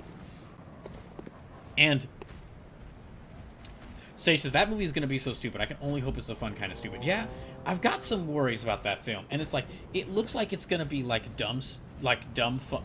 It looks like it could be a dumb, like a hammy, over-the-top martial arts movie, which I love. So I'm going to go into this when I get the chance. But one of the things I did was watch, one of the things I did while I was on, without a computer, was I opened up my Tubi watch list and I watched a bunch of the movies that I had there. I watched about 30 movies on Tubi over the course of those 3 weeks. Along with all of Tom and Jerry that was on Tubi, and all of the original Scooby-Doo Where Are You series. And not all, like, there were a couple of, like, OVAs in there. There were a couple of OVAs I watched, and, like, some El Santo movies, which I'll talk about those because some of those were wild. I gotta talk about them. But the majority of things I watched were like 70s and 80s martial arts films, because that is like my favorite. That is like my favorite snack food in movie form.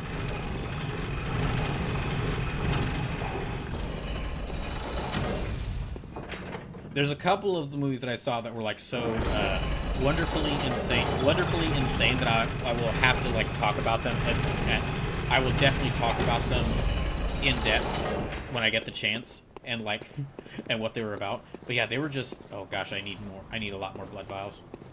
But yeah, like the majority of those movies I watched were like 70s and 80s martial arts films. Sage says, I love me some classic martial arts films, especially ones from the 80s. My favorite grouping is probably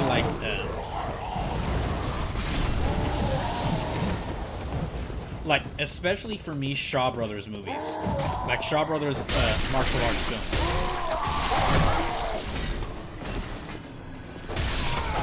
those are just like always a good time for me. And there's a couple of those, and yeah, there's a couple of those that I will talk about. But basically, this Street Fighter movie, if it has good fight scenes, it has a potential to be something like that, a hammy martial arts film. I don't think it's gonna be a good movie because I think that like you can't. I don't really think you can do a fighting game justice in a live-action movie format. Like, a lot of fighting games were inspired by martial arts movies, of course, but a lot of like fighting games have such like over the top, like they take the over the top aspects that were in a lot of martial arts movies and they dial it up so high up that I'm not really sure like a martial arts film. I'm not really sure a live action film could ever measure up to that. Like, one of the things that was shown off for the new upcoming Street Fighter film is Cody Rhodes as Guile. And, like, in an animated form, Guile looks like a cool sword. Guile looks like a cool soldier. But in a live action, them trying to, like, get Guile's hair on a Cody Rhodes, it just looks kind of goofy. And it looks goofy, but not in a good way. It looks goofy, and it looks like there might be a case where, like, they're gonna actually, like... The movie's tone also could be a problem, because there's two things they could do. One, they could have, like, fun... That Street Fighter movie could have fun fight scenes, but it could run into the trap. That new Street Fighter movie looks like it could have some good fight scenes, but it also looks like it could run into the trap of being like, you see this thing that was from the video game? Wow. How bad. How weird. Who could you, like, a good example of the thing I'm talking about. How the early 2000s superhero movies kept making fun of superhero comics in the movies. Like the X-Men movies, they were wearing these like how the early X-Men movies have them wearing these awful like black outfits with like no color to them. And it was like characters would be like, "Oh, is this really what we're wearing?" They'd be like, "Oh, could you imagine if we were wearing like something in bright yellow? Jeez, who would like to see that?" Like, I've got a bad feeling that the Street Fighter movie could have that kind of tone with it, which is not what you're gonna anger. Already movie fans are not like general movie audiences are not liking that anymore, or don't really like that nowadays, but especially fighting game fans. Fighting game fans love the ridiculous, like, fighting game fans love the ridiculousness of the fighting game you're playing.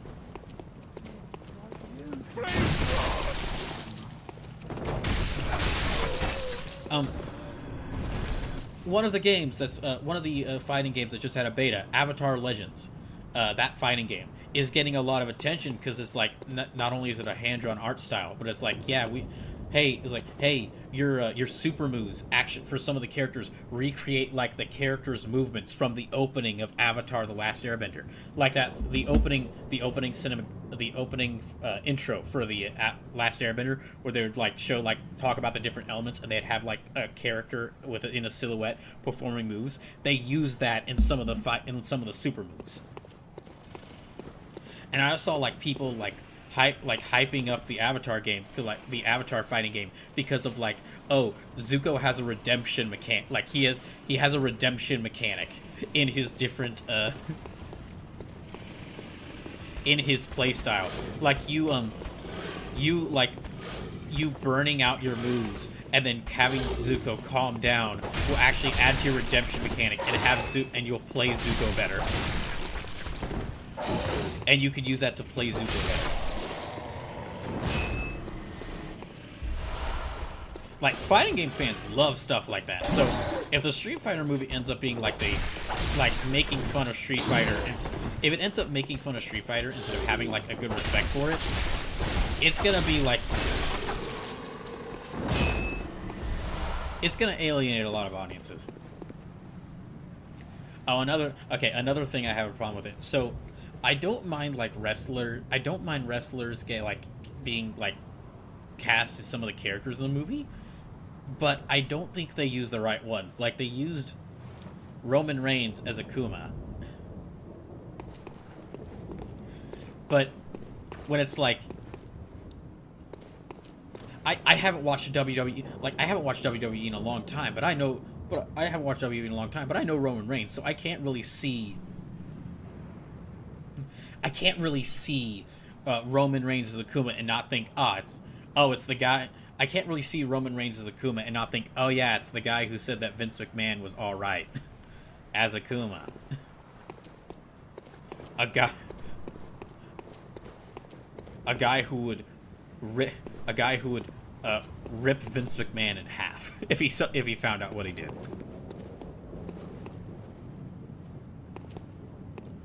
So the trailer for that new Street Fighter movie was not great, but the whole cast came out on stage afterwards. Are having a blast. There's another character and like the actor playing them that I have a big problem with, and that is, I'm not even like the biggest fan of this character, but like how Dan Hibiki looks in the movie. Dan Hibiki in Street Fighter, again, I'm not the biggest Dan Hibiki fan of the games, but Dan Hibiki is like, he's like Hercule Satan. He's like a parody of other fighting game characters. He's like this he's like constantly shouting about how great he is, and then like all his moves suck. Dan Hibiki in like the movie outfit they had him in, he looks like a used car salesman. Like me and some friends were talking about how he looks like how Dan Hibiki in the Street Fighter movie with that like pink suit. That pink suit looks like the most divorced used car salesman. Sage says, I'm like, isn't Stan also supposed to be Japanese? That's another thing. Okay, so with an actor like Cody Rhodes playing Guile or like Roman Reigns playing Akuma, I'm like, okay, that's a bit odd, but okay, it'll be fine. From what I've heard, Andrew Schultz, the guy who plays Dan, is like he is like a vocal member of the Manosphere. That whole weirdness, and I mean like, very first thing I did, like upon googling the guy, very first result was a video of him saying some bullshit about food in countries that treat women better tastes worse. He's one of those shitheads. Sleep says, "Oh, that's the guy that was up there and just couldn't land a joke on stage." Now, the idea of him playing like a complete loser, like Dan Hibiki, is fun, could be funny, but also while I'm watching that movie, I'm gonna be sitting there thinking that this guy did get a paycheck, and instead of getting like a fun like portrayal of Dan Hibiki, where it's like Dan Hibiki, for those who haven't played Street Fighter, Dan Hibiki is like Hercule Satan if you've seen Dragon Ball. Completely sucks at martial arts, but he's really good at faking it. And knowing that we're probably not gonna get that, we're gonna get like what looks to be like a really scummy character is like, again, even as someone who's not like the biggest fan of Dan Hibiki, is like, oh, well, that's a shame. And it makes me worried about like how the other characters are gonna be portrayed.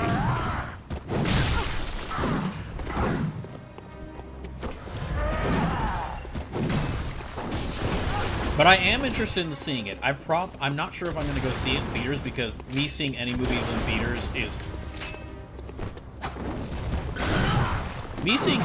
in theaters is going to heavily depend upon if I can get a job. Like, even if we get like,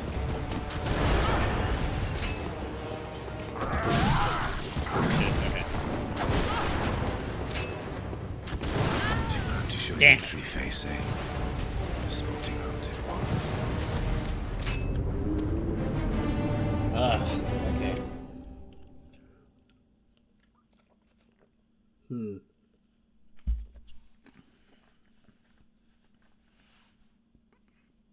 Dang it. Okay, I'm gonna have to take a brief... I'm gonna have to take a brief break from fighting... From getting my head kicked in by Gascoigne. In order to go get some more, in order to build up blood vials again.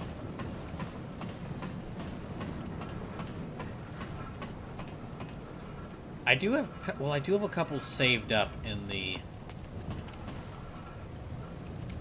I've got a couple saved up in the...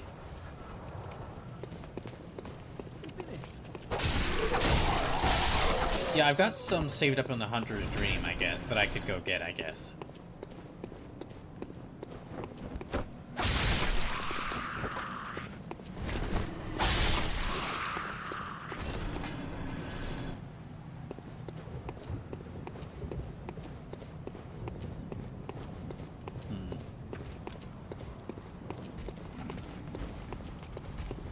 Hello.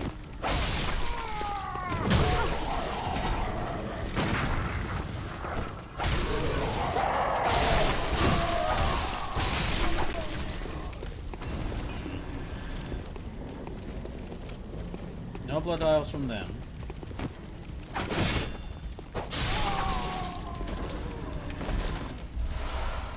Well, there's a Molotov. Don't really think that'll be... There might be some use against Gascoigne, but...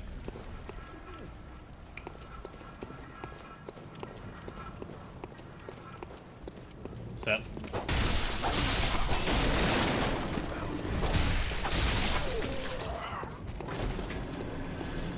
No, they didn't drop any. Okay, they didn't have any drop anything.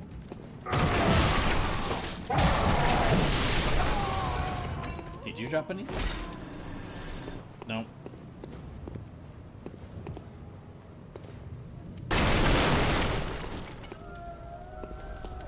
Oh, one thing, I did see a lot of people that were angry at, of course there was, like, because Expedition 33 won a lot of awards, a lot of people were getting really angry at Expedition 33. When it's like... And even though I haven't played that game, I do feel bad for the devs, because, like, the devs for Expedition 33 themselves were like, hey...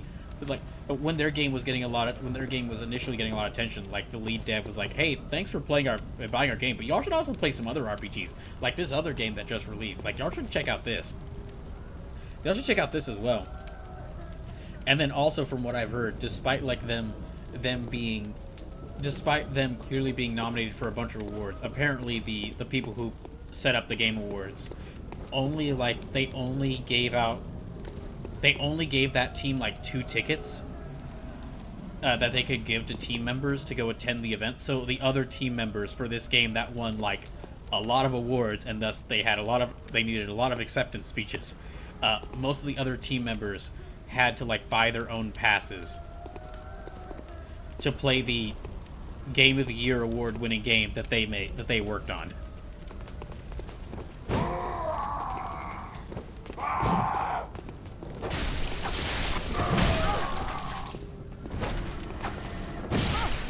Shit. Okay, I'm gonna have to use one of these.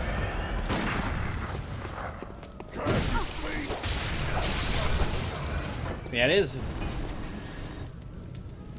Yeah, I think a lot of the people who are angry at Expedition 33 winning all those awards, like, they have really misplaced anger, because it's not...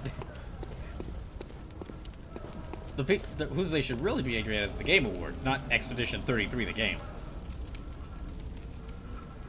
Sleep says, I'm not mad at Expedition 33 winning a lot of awards, I'm just not looking forward to the internet discourse regarding how Expedition 33 is just better than the rest of the genre for not being anime. Yeah, that will... Yeah, we have gone through that a little bit already. And... I saw a...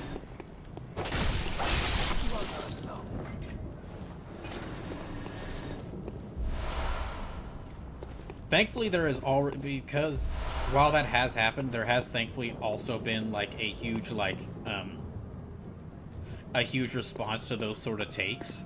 Where it's, like, people who have actually played RPGs mocking people who only played Expedition 33 and don't care about anything else. Like I saw one thing, like, of course there was someone posting on Twitter, like saying like, oh, Expedition 33 is so high above everything else.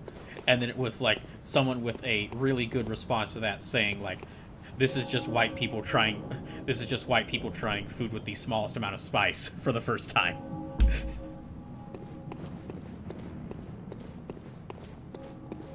Oh jeez.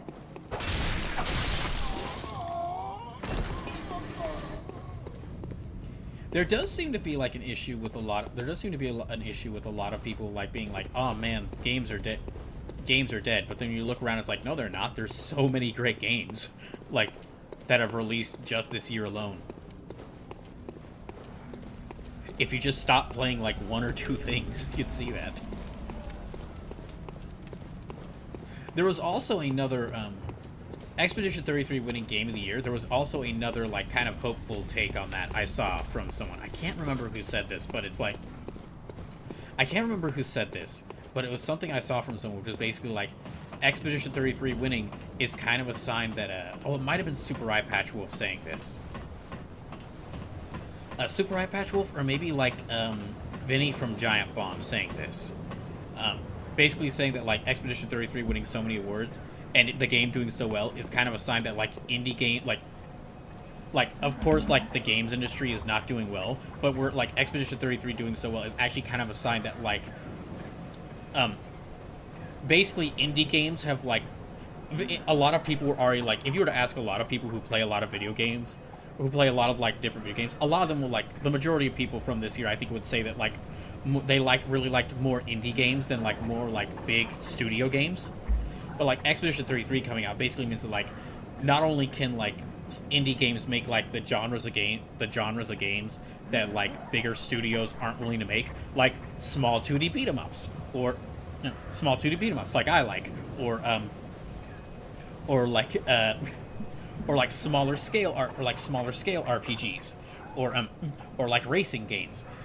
Like Expedition 33 doing so well actually also is showing that like, hey, not only can like our indie games now at a state to where like they can like make good games in all the genres that big studios aren't making, now indie games and smaller studios can make the games that the bigger studios are trying to make, and they can do it on the level of those big studios. Because there was even like a back and forth arguments I saw like back and forth arguments happening, basically being like, oh, Expedition 33 shouldn't count for like indie game because there's no way this is an indie game. And then like from everything I've seen, it's like this was like a small studio of people. This was a small studio of people.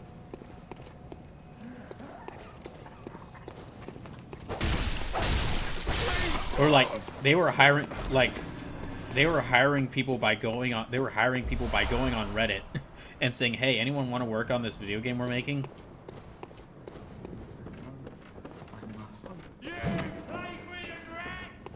Okay, well, you don't have to get that harsh, mister. Ow. Sleep says, in that regard, I think we should actually quantify if indie is a quality level, budget, or whatever. I can definitely get what you mean there. Because yeah, we are reaching a point where like smaller studios can basically, again, like I was just saying, with Expedition 33 doing so well, it's kind of confirmed that. Sleep says, because sure, Sandfall is 33 people, but they also outsourced a lot of work to people, well over 600 people. Ah, I get what you mean. I see what you mean. Yeah. Yeah, we're kind of reaching a point where like the line between like indie, independent, small studio, and big studio is like blurring. Sleep says, and it took 6+ years for Expedition 33 to be made, and it had millions of dollars put into it. I will say I don't think how long it takes to make the game will really count, because there's...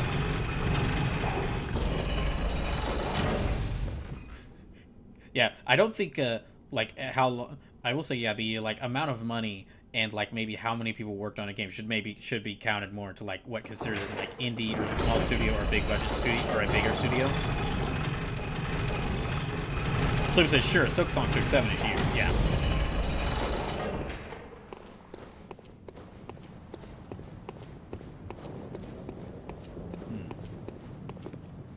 Alright, I need to get more blood vials. Okay, actually, let me go back. I've only got 8 blood vials. I really don't have enough to challenge Gaston. Let me see how many blood vials I've got in the Hunter Dream.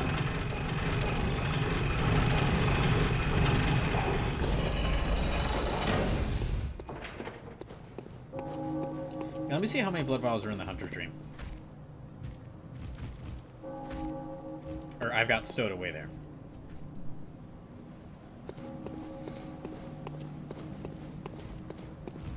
You just run past them. Oh, they're following after me. Okay. Okay, oh, and just to let y'all know, so the stream should also be streaming on YouTube at the same time they're streaming on Twitch. I am back to dual streaming, so that after this stream is done and after, because the VODs are still going to be going away after like 2 weeks, but this way the VODs can still be up on YouTube if y'all want to watch the streams after the Twitch VOD expires.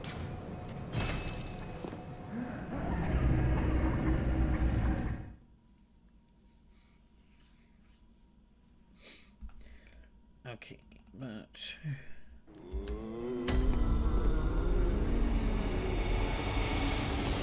Oh, hello. Welcome home, good hunter. What is it you desire? Very well, let me stand close. I don't think... Okay, I don't have enough to, like, Farewell, good hunter. Yeah, I don't have enough to level up, so... I've got nowhere close enough to level up. Let me just grab all these blood vials and grab this.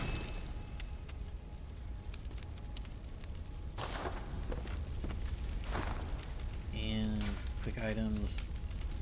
Let me set... Where's Molotovs? Where are those Molotovs I have?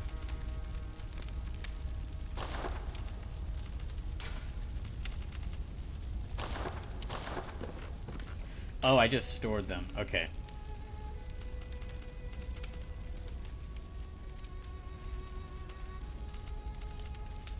Well, then how do I get them out?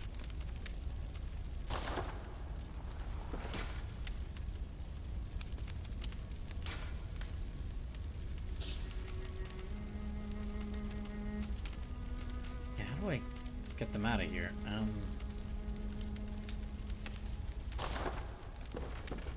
Do I need to go somewhere else?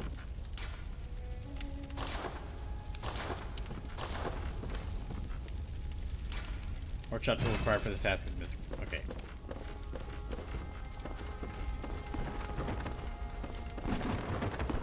That just stored away all my blood vials, so...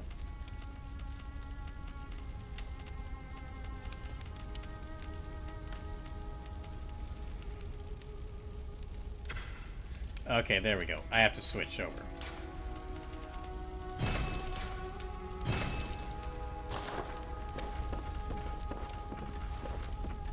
Okay, so...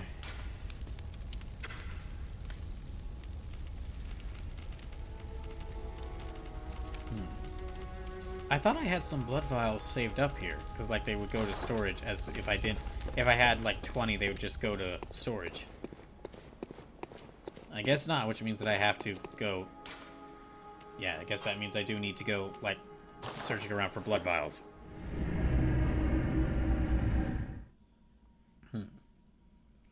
Oh, I did see... Okay, another thing from the Game Awards that got announced. I did see that, the new Divinity trailer, which... Sleeps your storage will auto-replenish when you rest at a bonfire. Oh, okay.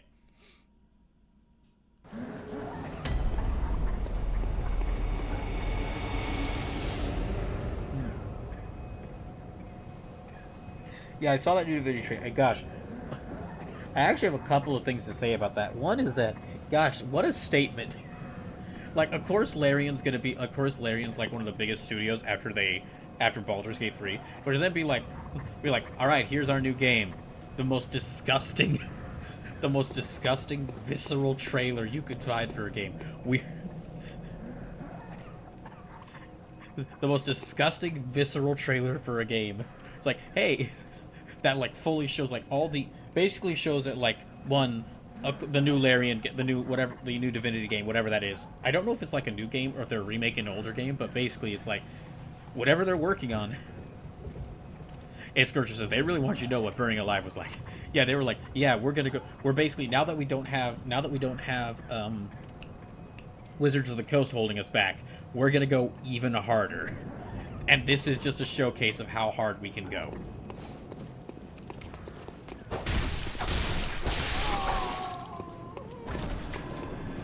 So he says, I think it's new. If it is, that's kind of surprising that they would be like all like so soon. Like Baldur's Gate 3 released like a little over 2 years ago. And I mean, I know that they were like releasing like extensive mods for it. Yeah, they were well, not mods, but extensively updating it. So he says there's some discourse on if it will be a Serpig or if they'll go back to their Rpig roots. Ace says, don't forget that game people thought was going to be Titanfall 3. I actually haven't seen the trailer for that, but I have seen like the letdown people saw when it was like, oh my gosh, is this game like, oh, this is game by the creators of Titanfall and Apex Legends, and it's gonna, and everyone was like, and everyone saw the creators of Titanfall, and the game was, everyone who saw that trailer saw the creators of Titanfall, but what the trailer really wanted you to see was the creators of Apex Legends.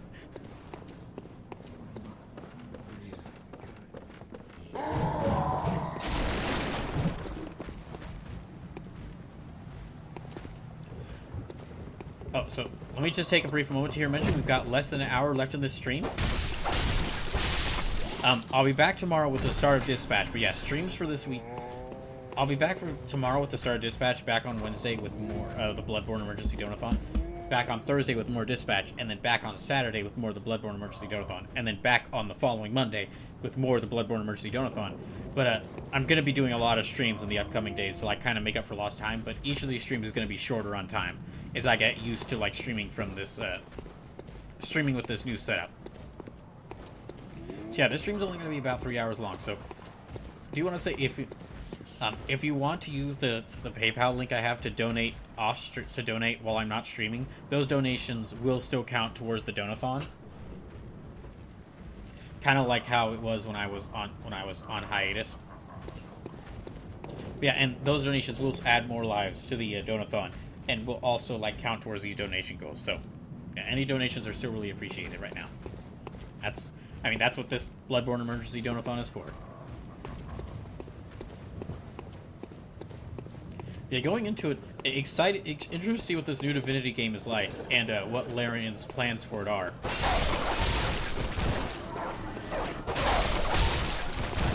I will say though, it is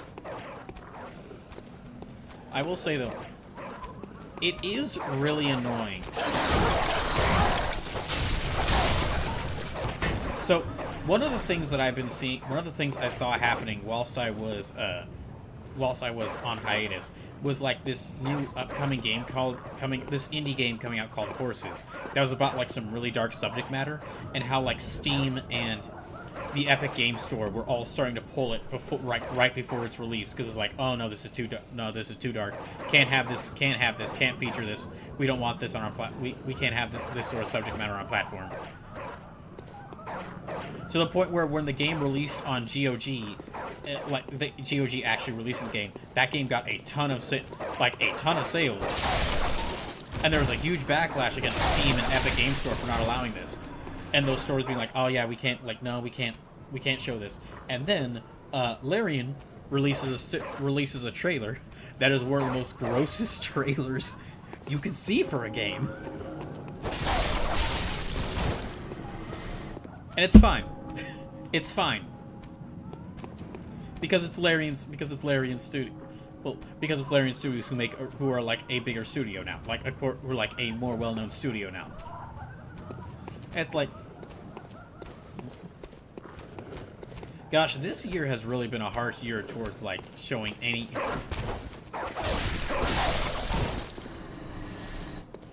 This has really been a harsh year towards like any artists making.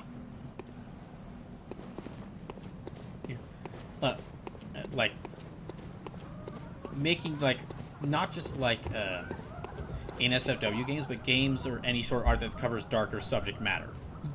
Slave says, this is what people in the government want by attempting to pass COSA / repeal Section 230. Oh yeah, that's something I'm going to be... Thank you for reminding me, Sleepus. That's something I'm going to be really annoying about in the upcoming streams. Make sure to contact your Congress people, and let them know to stop COSA, and also to protect Section 230. Because if we lose Section 230, that section, that basically, a lot of the things that people are allowed to do on the internet, like making fun of companies, or making art that makes fun of companies, that's allowed by Section 230. So, and of course, there's a website I've actually got saved. Hold on, and I'm going to be posting this link a lot.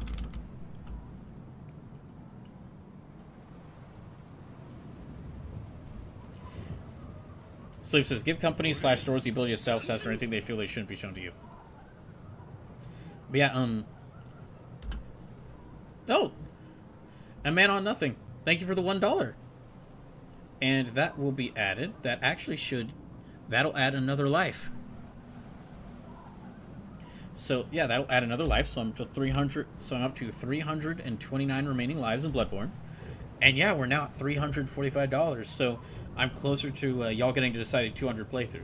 And for those who don't know what that is basically y'all get to decide if we reach that donation goal. Y'all will get to decide I'm gonna come up with a list of games that'll be for the 200 playthrough. A man on nothing says, I forgot to ask what the donation was for. No, it's fine. Thank you for the donation. So to let y'all, for those just tuning in, to let y'all know what's going on here, I'm in a dire spot financially. So what this is this is a Bloodborne Emergency Donothon. So that's the wrong thing. Every donation adds another life. Every $1 donation adds a life. So, like, that actually... I'm basically playing through Bloodborne for the first time, but with a limited number of lives. And every donation adds another life. And then every $100 donated will actually count towards these donation goals. So we've already passed the first 3 donation goals, which was Pokemon Smasher Pass stream. I'll do a stream where y'all get to suggest characters, and I have to draw them from memory. And then also me playing through God Hand for the first time. The current donation goal we're working towards is the y'all getting to decide a 200 playthrough. For those who don't know, I keep track of like every single playthrough I do, and whenever I reach the 100th or 200th playthrough, that will basically, like, I'll come up with a list of games that I'm willing to play for the 200 playthrough, and whatever game, and I'll let y'all decide what game I play through. And basically, whenever I start that game, every stream is going to be that game until I beat it. Like, one of the potential games could be Persona 4. And if y'all end up voting for that, every stream will be Persona 4. Until I beat Persona 4. $500 will be a Capcom Fighters Marathon from Hell. Where I'm basically going to play a bunch of Capcom fighting games with some challenges in place to make things more difficult. $600 and I'll play through The Legend of Zelda Wind Waker for the first time. $700 and y'all will get to decide a new emote for the channel. $800 and I'll do some streams where I can't really do like a full D&D campaign, but I will do some D&D solo adventures. Yeah, $900 I'll play through Sonic Adventure 2 for the first time. I've never played through a Sonic game, so y'all get to decide the very first Sonic game that I play all the way through. And $1,000 and y'all get to decide a game I have to 100%. Which will basically I'll like come up with a list of games that I'm willing to get all the achievements or all the trophies in, and y'all get to decide which game I owe 100%. E-Man on Nothing says, oh, I can't donate much, but something is something. Every dollar helps. Every dollar helps right now. Especially direct donations. Here, I'm going to go ahead and post the direct donations link in the chat. Again. Yeah, direct donations through PayPal especially help. They especially help me right now. Basically, for those who don't know, I've been unemployed for the past few months, and I've been trying to find a job, but having a lot of difficulty finding a job. And then in addition to that, I recently, like, my computer, In addition to that, my computer recently got broke, and I had to get a new one, so I'm really low on money right now because of that. But yeah, if you're not able to donate much, I totally understand, and even if you're not able to donate, thanks for at least watching the stream. It's really appreciated. But yeah, if you are able to donate, subs, bits, and gifted subs do count, but direct donations help even more because I'll receive the money from your donation immediately instead of like having to wait like at least half a month. Yeah, thank you for the donation, man, on nothing. And yeah, so that adds another life to Bloodborne.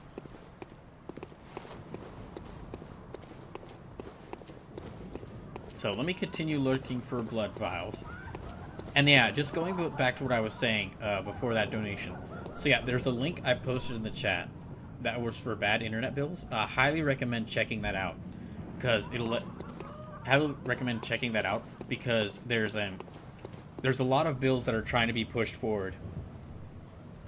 There are a lot of bills that are trying to be pushed forward that'll either like that are trying to like censor the internet and or like restrict art.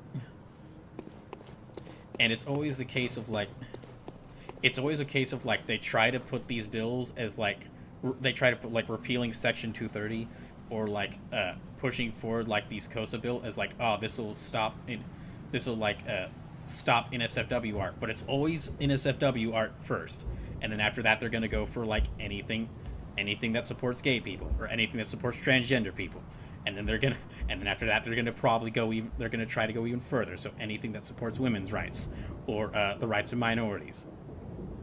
So yeah, when y'all get the chance, definitely check out that link I posted in here. I'm gonna share that again, and make sure to contact your if you're in America, make sure to contact your people in Congress to let them know to stop COSA and to like repeals and to protect Section 230. Oh dang, did the stream just go down? No, okay, it looks like it's fine now, but looks like it. Emmanuel Nothing says, I retired from teaching during the pandemic. My purse has been tied since then. I understand. I lost my job earlier this year thanks to generative AI, so yeah, my things have been difficult for me ever since then. Emmanuel Nothing says, I'm from Chile, so no Congress letter for me. Well, welcome in from Chile, and thanks for watching. Sleep says, I didn't see / hear it go down. Okay, there was a brief moment of like dropped frames on my side, but it's gotten back to working. Yeah, it's come back to working.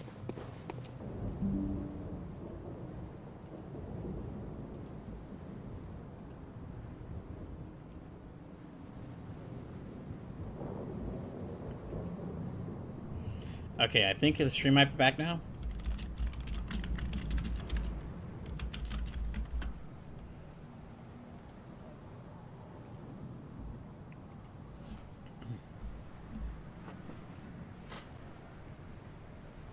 Yeah, okay, I think the stream might be back. Let me just...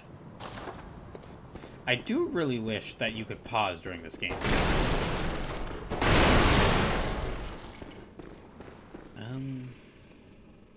Yeah, I think it is back. I don't know what... Just, there was a brief moment where the stream just dropped.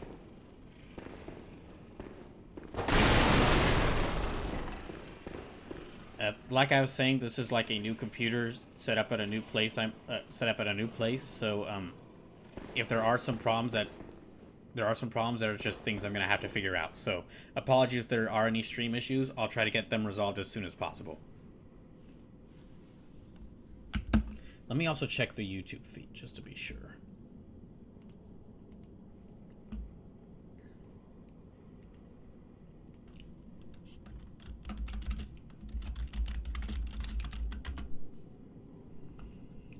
Yeah, let me check the...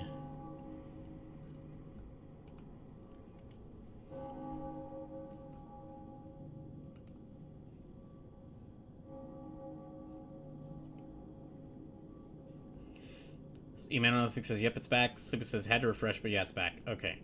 Yeah, let me just... That's strange, those y'all's chat messages weren't showing up, but okay. Okay, let's keep going.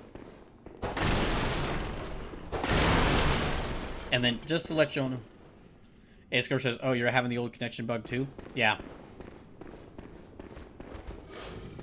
For those, just to let y'all know what other streams are going to be happening this week. Tomorrow I'm going to be starting Dispatch.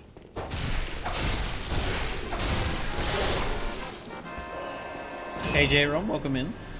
Yeah, for those just tuning in, I'm going to be starting Dispatch tomorrow.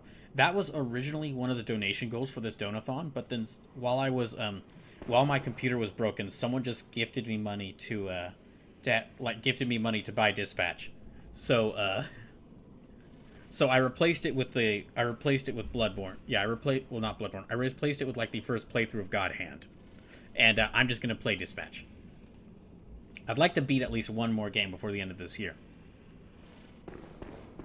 Then Wednesday will be another 3 all the stream. I'm gonna be streaming like a lot of like most of the days this week, but they're only gonna be 3-hour streams, so I can like get used to so I can kind of get used to like streaming on this new computer from this new location. So this stream is actually only going to be going until like 7 p.m. So like a little over 30 minutes more. And then tomorrow I'll be back with starting Dispatch. Then Wednesday I'll be continuing the Bloodborne Emergency Donothon. Thursday will be more Dispatch. And Saturday I'll be back with more of the Bloodborne Emergency Donathon. And then next Monday will be the last stream before Crimnus, and that'll be another stream of the Bloodborne Emergency Donathon. So,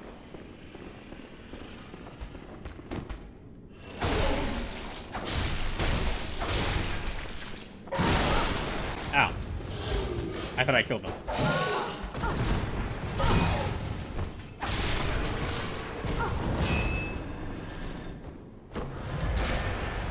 Jerome says, "How, bro? Hope all is going well." Not exactly. Things are they're both better and worse than where I was at when y'all last saw me on stream.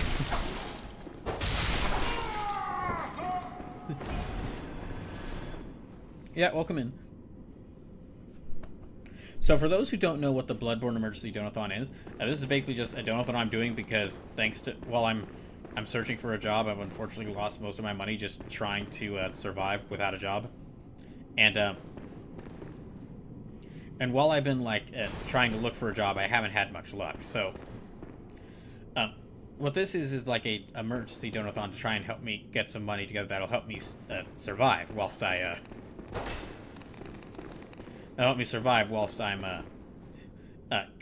still desperately searching for a job. So how this goes is I'm playing through Bloodborne for the first time, and every dollar donated adds another life. And that if I run out of lives before I beat Bloodborne, that's the end of the playthrough. And then every $100 donated will count towards these different donation goals. And we're actually we've passed the first 3 donation goals, and we're working our way to the 4th, which is I'm going to come up with a list of games that I'd be willing to fully play through from start to finish on a list of games that I'd be willing to play, that when I start playing through them, every stream will be that game until I beat it, and y'all will get to decide which game I play through like that. So this is this would be some of the really big games. Maybe I finally play through Persona. I try to play through Persona 4 on the channel again. Or maybe I finally replay through Kingdom Hearts on the channel. Or maybe I finally play through Xenoblade Chronicles for the first time. Most of the options are going to be RPGs. I'll go in there right now. I mean, that is... RPGs are my bread and butter. Which, for those who are new to the channel, yeah, I play a lot of different games. I mainly play lesser known games, and then also RPGs. I really love playing RPGs on the channel. For those newer to the channel, one of the events I'm slowly going through right now, and this is something I'm going to be doing over the course of the next few years, is something called First Fantasy, where like I just said, I keep saying I really like RPGs, but I'd actually never played through a mainline I'd never beaten a mainline Final Fantasy game for most of my life. So I decided that. So upon me, holy shit! Oh my gosh. Hold on, I'll get to that in just a second. Thank you, J-Rom. I'll get to that in just a second. But yeah, upon me Upon me realizing that the 40th anniversary of the Final Fantasy series is in 2027, I decided the sanest way to do this was to make a list of 40 different Final Fantasy games and try to play through all of them by the time of the 40th anniversary.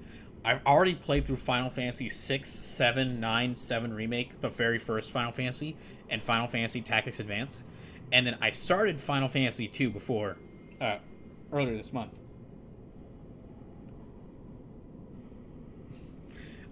I started Final Fantasy 2, which is the next game, like back in November, and I'm going to be continuing that game when I can. But yeah, I'm playing through these in like waves of like themed waves of games. Like the first wave, which was like 6. Nothing says I think the chat window died. Hilariously, I think you're right, Nothing, but hilariously enough, it just came back with your message there, which is funny. Hold on, let me try. Hold on, I'm gonna send a test message. Let's see. Okay, that worked. But yeah, the first wave of Final Fantasies was like Final Fantasy 6, Final Fantasy 9, Final Fantasy 7, 7 Remake, and that was basically the most some of the most beloved Final Fantasies, and also while also being like, if I could only play like 3 or 4 Final Fantasy games, like 9, 7, and 7 Remake were like the 3 I really wanted to play the most. This next wave I'm doing, which is like Final Fantasy 1, Tactics Advance, then 2, then a couple more games, is like the Final Fantasy games I don't really hear people talk a lot about. But anyway, okay, going. J. Rome, thank you for the $55. Says, praying for blessings to come your way. Stay awesome as always. Thank you so much, J. Rome. And with that, that adds 55 lives.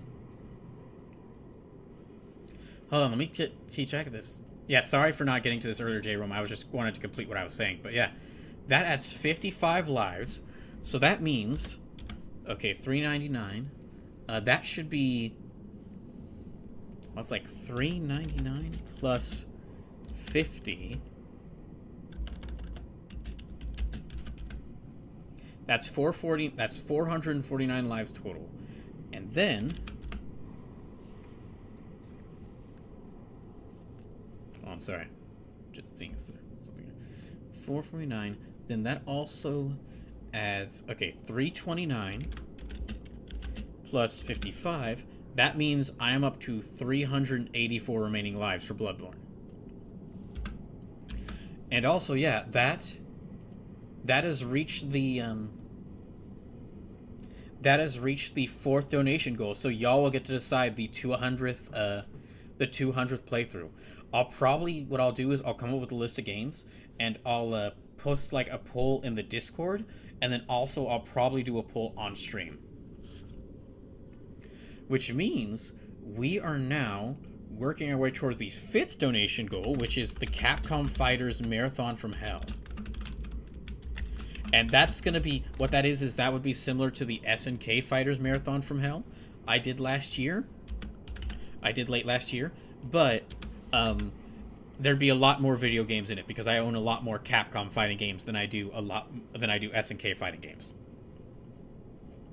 And it would basically be, I'd be trying to play through like the arcade modes of a bunch of fighting games, but with challenges in place, so y'all can make things more difficult for me. Like playing the game with oven mitts on, trying to play a fighting game with oven mitts, or not allowed to use certain characters I really like to use, or other challenges like that.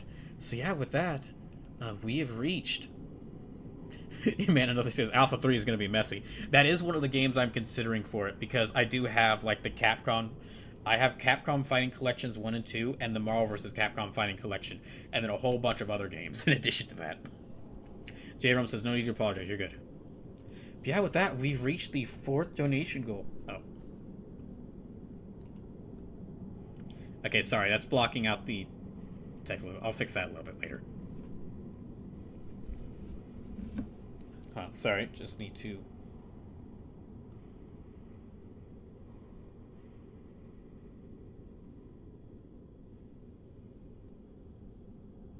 Sorry, just a second.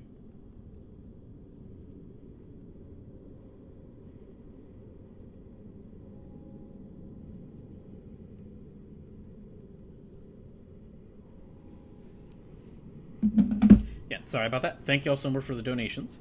And yeah, we got a little less than I've got a little less than 30 minutes left. Sorry, hold on. I'm actually going to take a short break here. There's just something I need to handle for a second. Yeah, I'm going to take a short break here. This is going to be a very short break. I'm going to get some more water. I'm going to handle something. And when I get back, I hope this is an okay place to leave Shirley Brewing. Yeah, when I get back, we'll continue this. Eman on this thing says, "Oh, are you aware that there are different releases of every Capcom fighting game?" Yes. Yes, I am. I do know about, like, the multiple different releases of every game, like the 13 different versions of Street Fighter 2, and like how Capcom, the version of Capcom Alpha 3 that was released on the Capcom Fighting Collection 2 is like, it was like an arcade version that they then I think it was an arcade version that they then added characters from the PSP version to. But yeah, hold on, I'm gonna be right back for just a second, and when I get back, we'll continue with the last few minutes of this stream for today.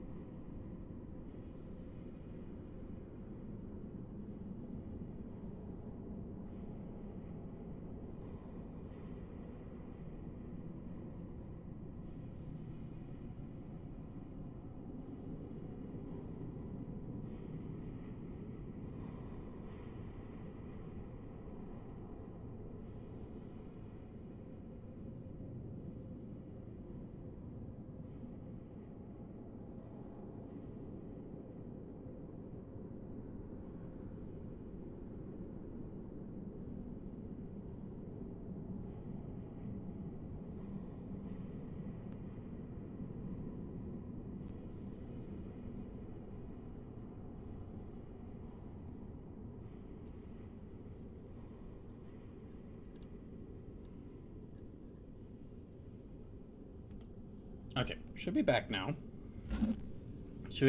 And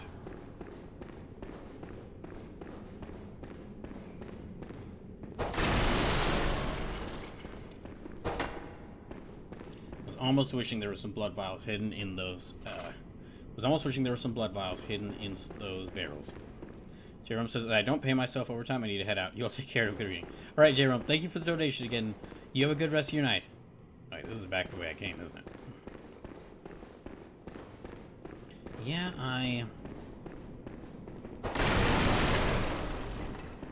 let's see, we've got like 24 minutes left. I need to try and...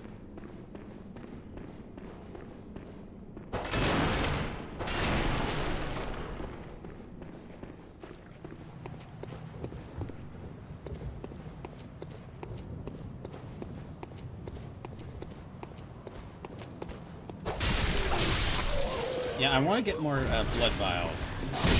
Ow. I'm trying to get more blood vials before I challenge Gascoigne again.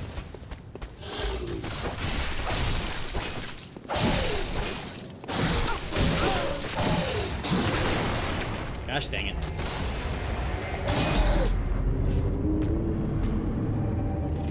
I like really panicked right there. Let's see, where are my lives at?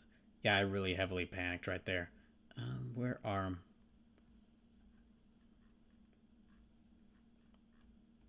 There you are. So back down to 383 lives.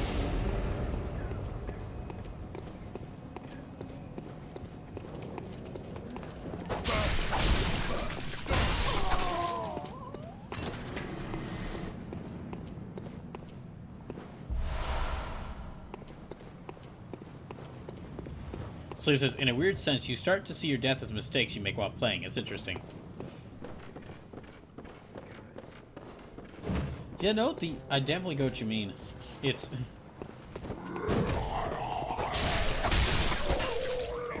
There's like a...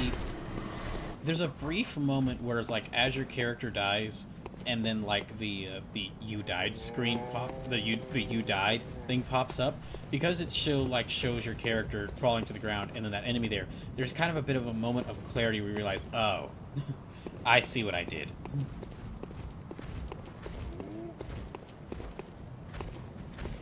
Like although in my case, as soon as I like failed to start. As soon as I got, like, I grabbed those quicksilver bullets from that one sharpshooter I killed, and then, like, immediately got stabbed by that one werewolf.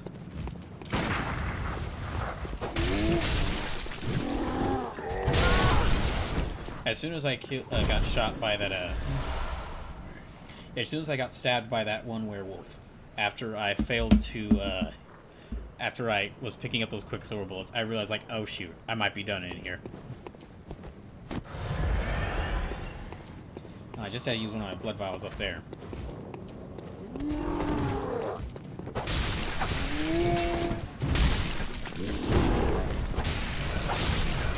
no.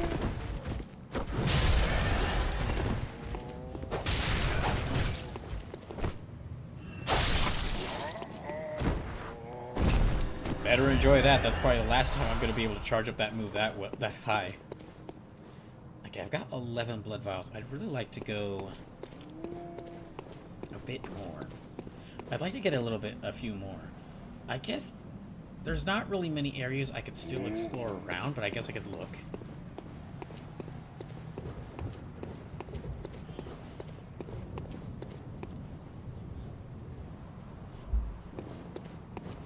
Yeah, there's not really many areas I could explore around for blood vials left, but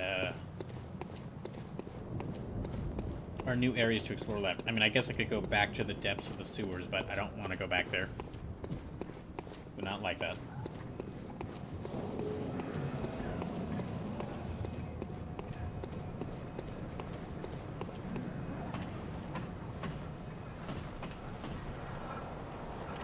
Okay, I can fight.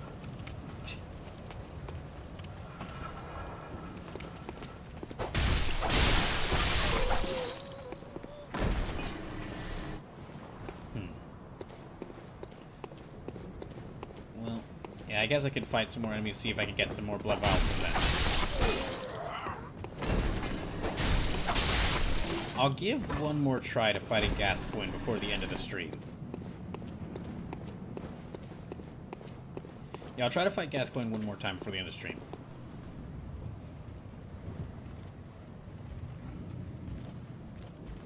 And dang, I was talking so much about the Game Awards, I didn't even get into, like, everything that I did while I was on break. But I mean, there's got to be more streaming.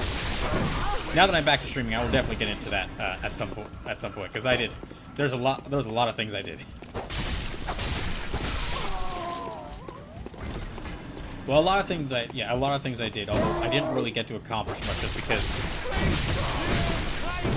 not having my computer was a really annoying point. The weeks without my laptop was a really annoying point of time, because during that time, like, it was like a good amount of time to work on a lot of the project. Because I was unable to stream, it was actually a good amount of time where I could have, it was the right time to work on a bunch of projects I really wanted to work on. However, because I wasn't able to stream because I didn't have my computer, most of the projects I really wanted to work on I needed my computer for. So, couldn't really work on them.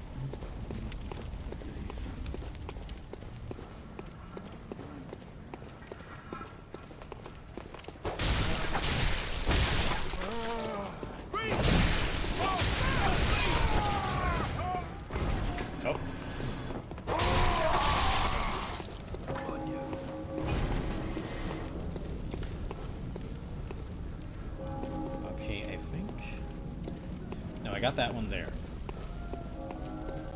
No blood vials on any of them. Oh, another trailer from the Game Awards. That new trailer for Phantom Blade Zero, that game I am really interested in. That game I'm really interested in because from what I've heard, that game is like, the developers were like, we want to make like the world design of a Souls-like, but we don't want to make the combat of a Souls-like. And the gameplay does look like a lot faster and more like something I'd be really into than the usual gameplay that Souls-likes have.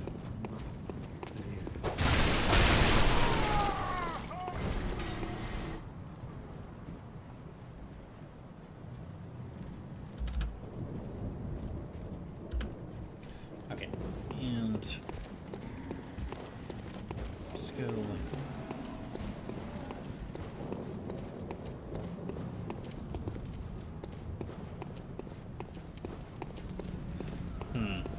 Well, I just used up more of my blood vials, so.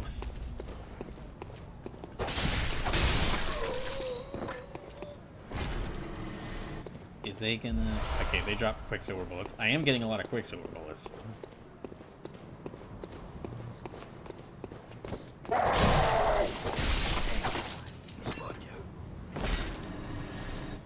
Yeah, at least I'm getting a lot of Quicksilver bullets, but could really do some more blood vials.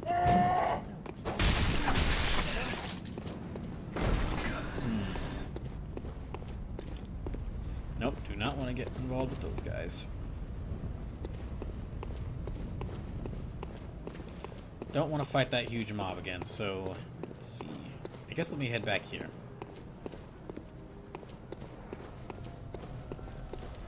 I'd like to get, like... I'd like to get about, like, 15 blood vials before I go back and challenge Gascoigne again.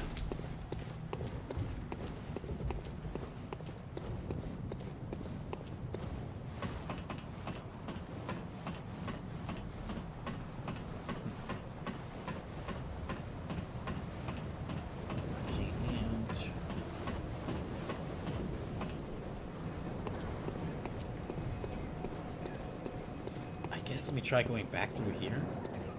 I only got about 15 minutes left, so yeah, I'll try going back through here, get some more blood vials, and I'll try to challenge Gascoigne one more time.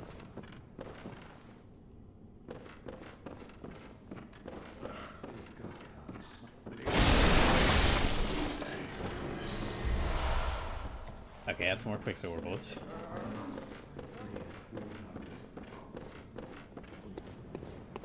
Oh, there's some.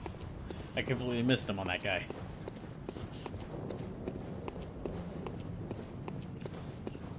Okay, well... Yeah, I think I can get enough... As long as I do well in the fights before Gascoigne, I think I can do... I think I can get enough to where I can fight Gascoigne.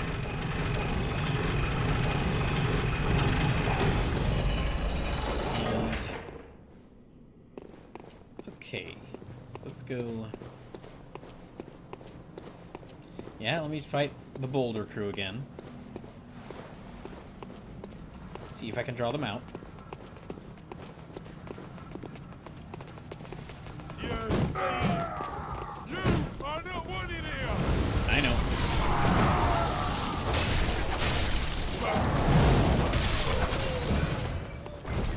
God dang it. Okay, 3 of them are still alive.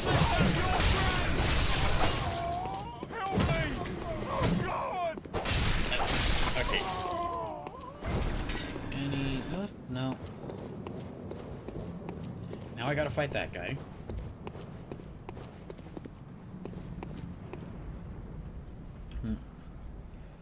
Okay, now to fight that guy. And yeah, let's go try to fight Gascoigne one more time.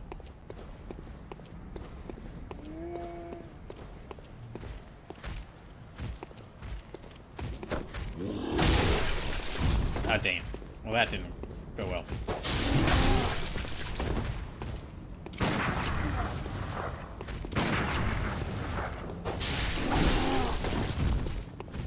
Yeah, I guess I better go and use one of these.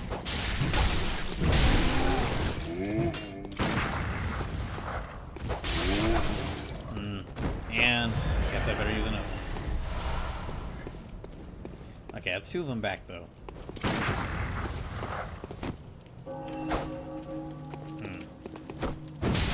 Dang it. Well, I completely whiffed that. Okay, let's try. Nope.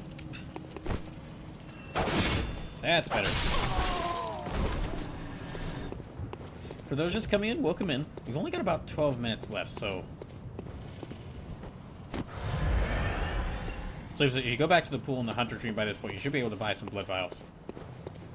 Yeah, I might do that. Yeah, that might be worth doing.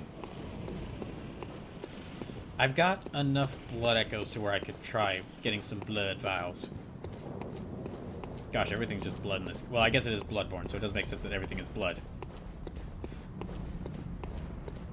But I'm gonna find out that like all the lights in these buildings are powered by blood. I'm sure. But yeah.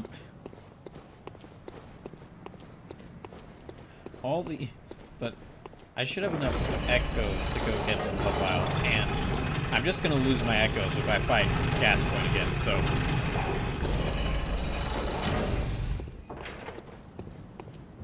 I'm just gonna lose my echoes if I fight Gascoigne again. So let's go again. Let me go back and buy some more.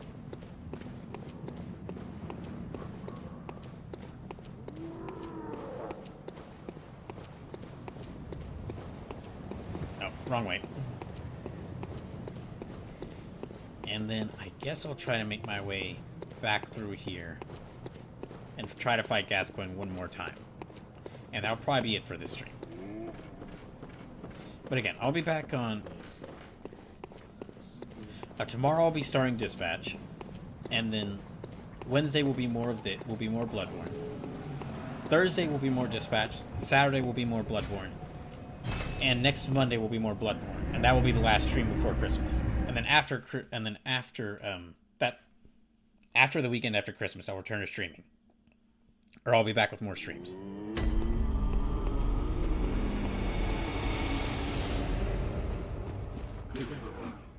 Yeah, each of these, and I might be, after Christmas, I might be able to start doing, like, longer streams.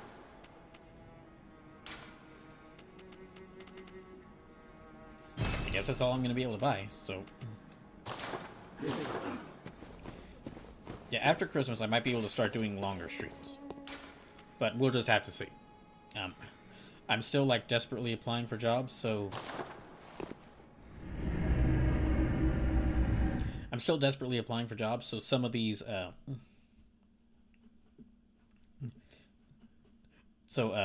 if I am able to get hired by a job, that of course will change things up, as I'll be like, trying to quickly move to get set up, trying to get things ready to start working that job. And then of course, once I start working there, that will definitely affect the stream schedule.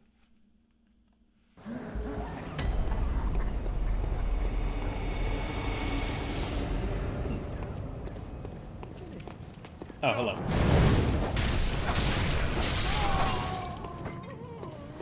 Okay, got rid of them.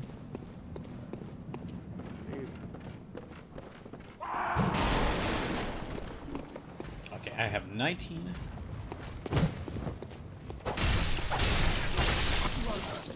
I have 19 blood vials and 13 bullets, so...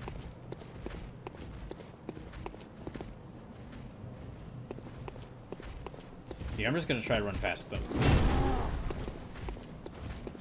Yeah, let me just run past them. They don't come through this doorway, so...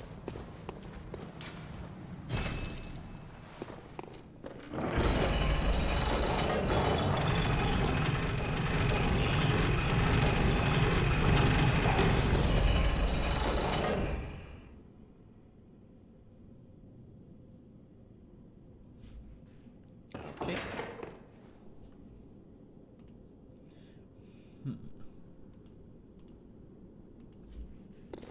Alright, back out to the Boulder crew.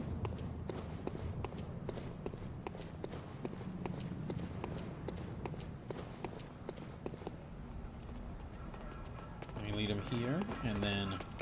Cursed beast! Why aren't they lighting the boulder? Oh, there they are. Okay, they're lighting the boulder.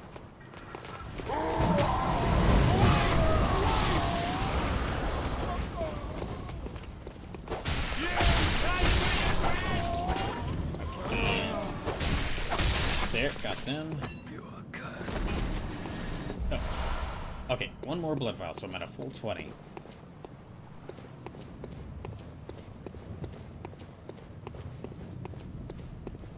Now, next gotta deal with this guy again.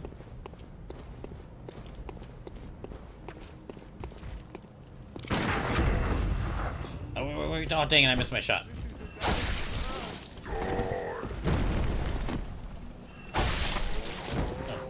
Oh, good, got him.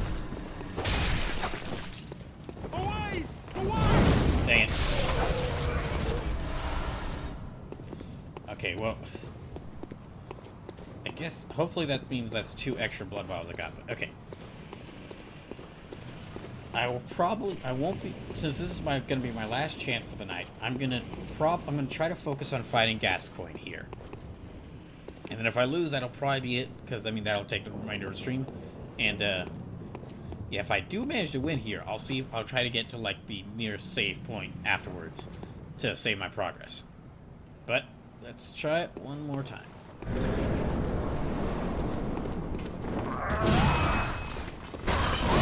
Dang it.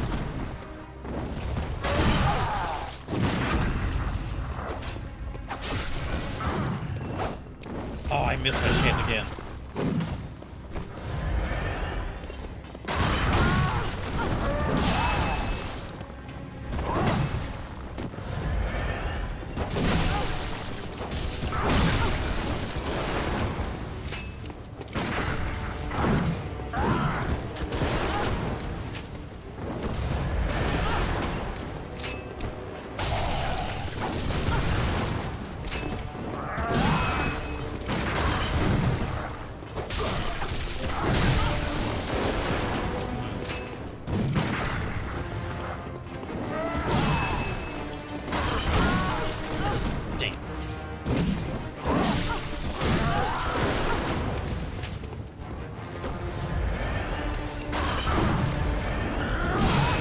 Oh, no.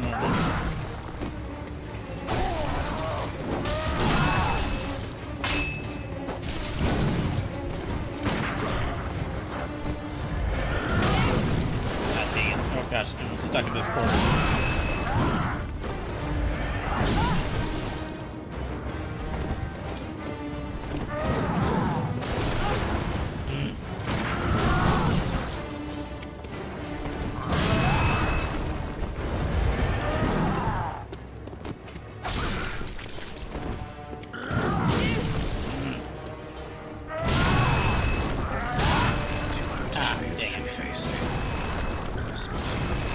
Yes? Sorry, I thought there was someone at the door. Okay, well...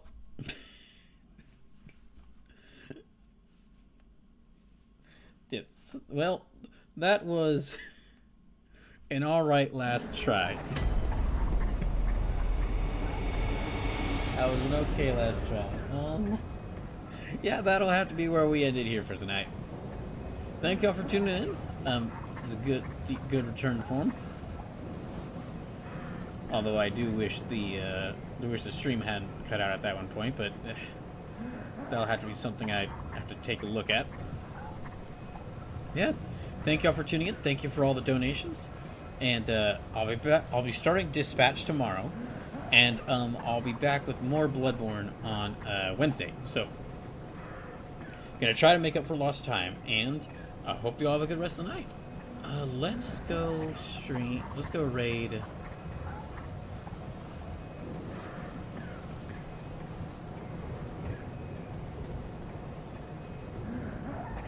You know what? We'll go raid someone else who's playing like a Soulsborne game. We're gonna go raid Cottontail VA. I don't think we've ever raided them before, but we'll go raid them. Alright? Thank y'all for tuning in. Y'all have a good rest of the night.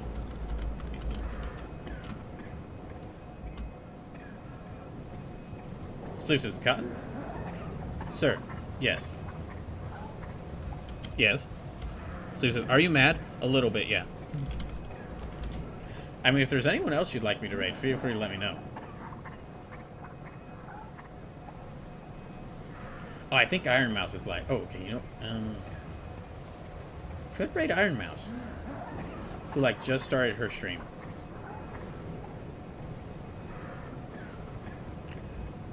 Okay, no, we'll go raid. Okay, we'll go raid Cottontail.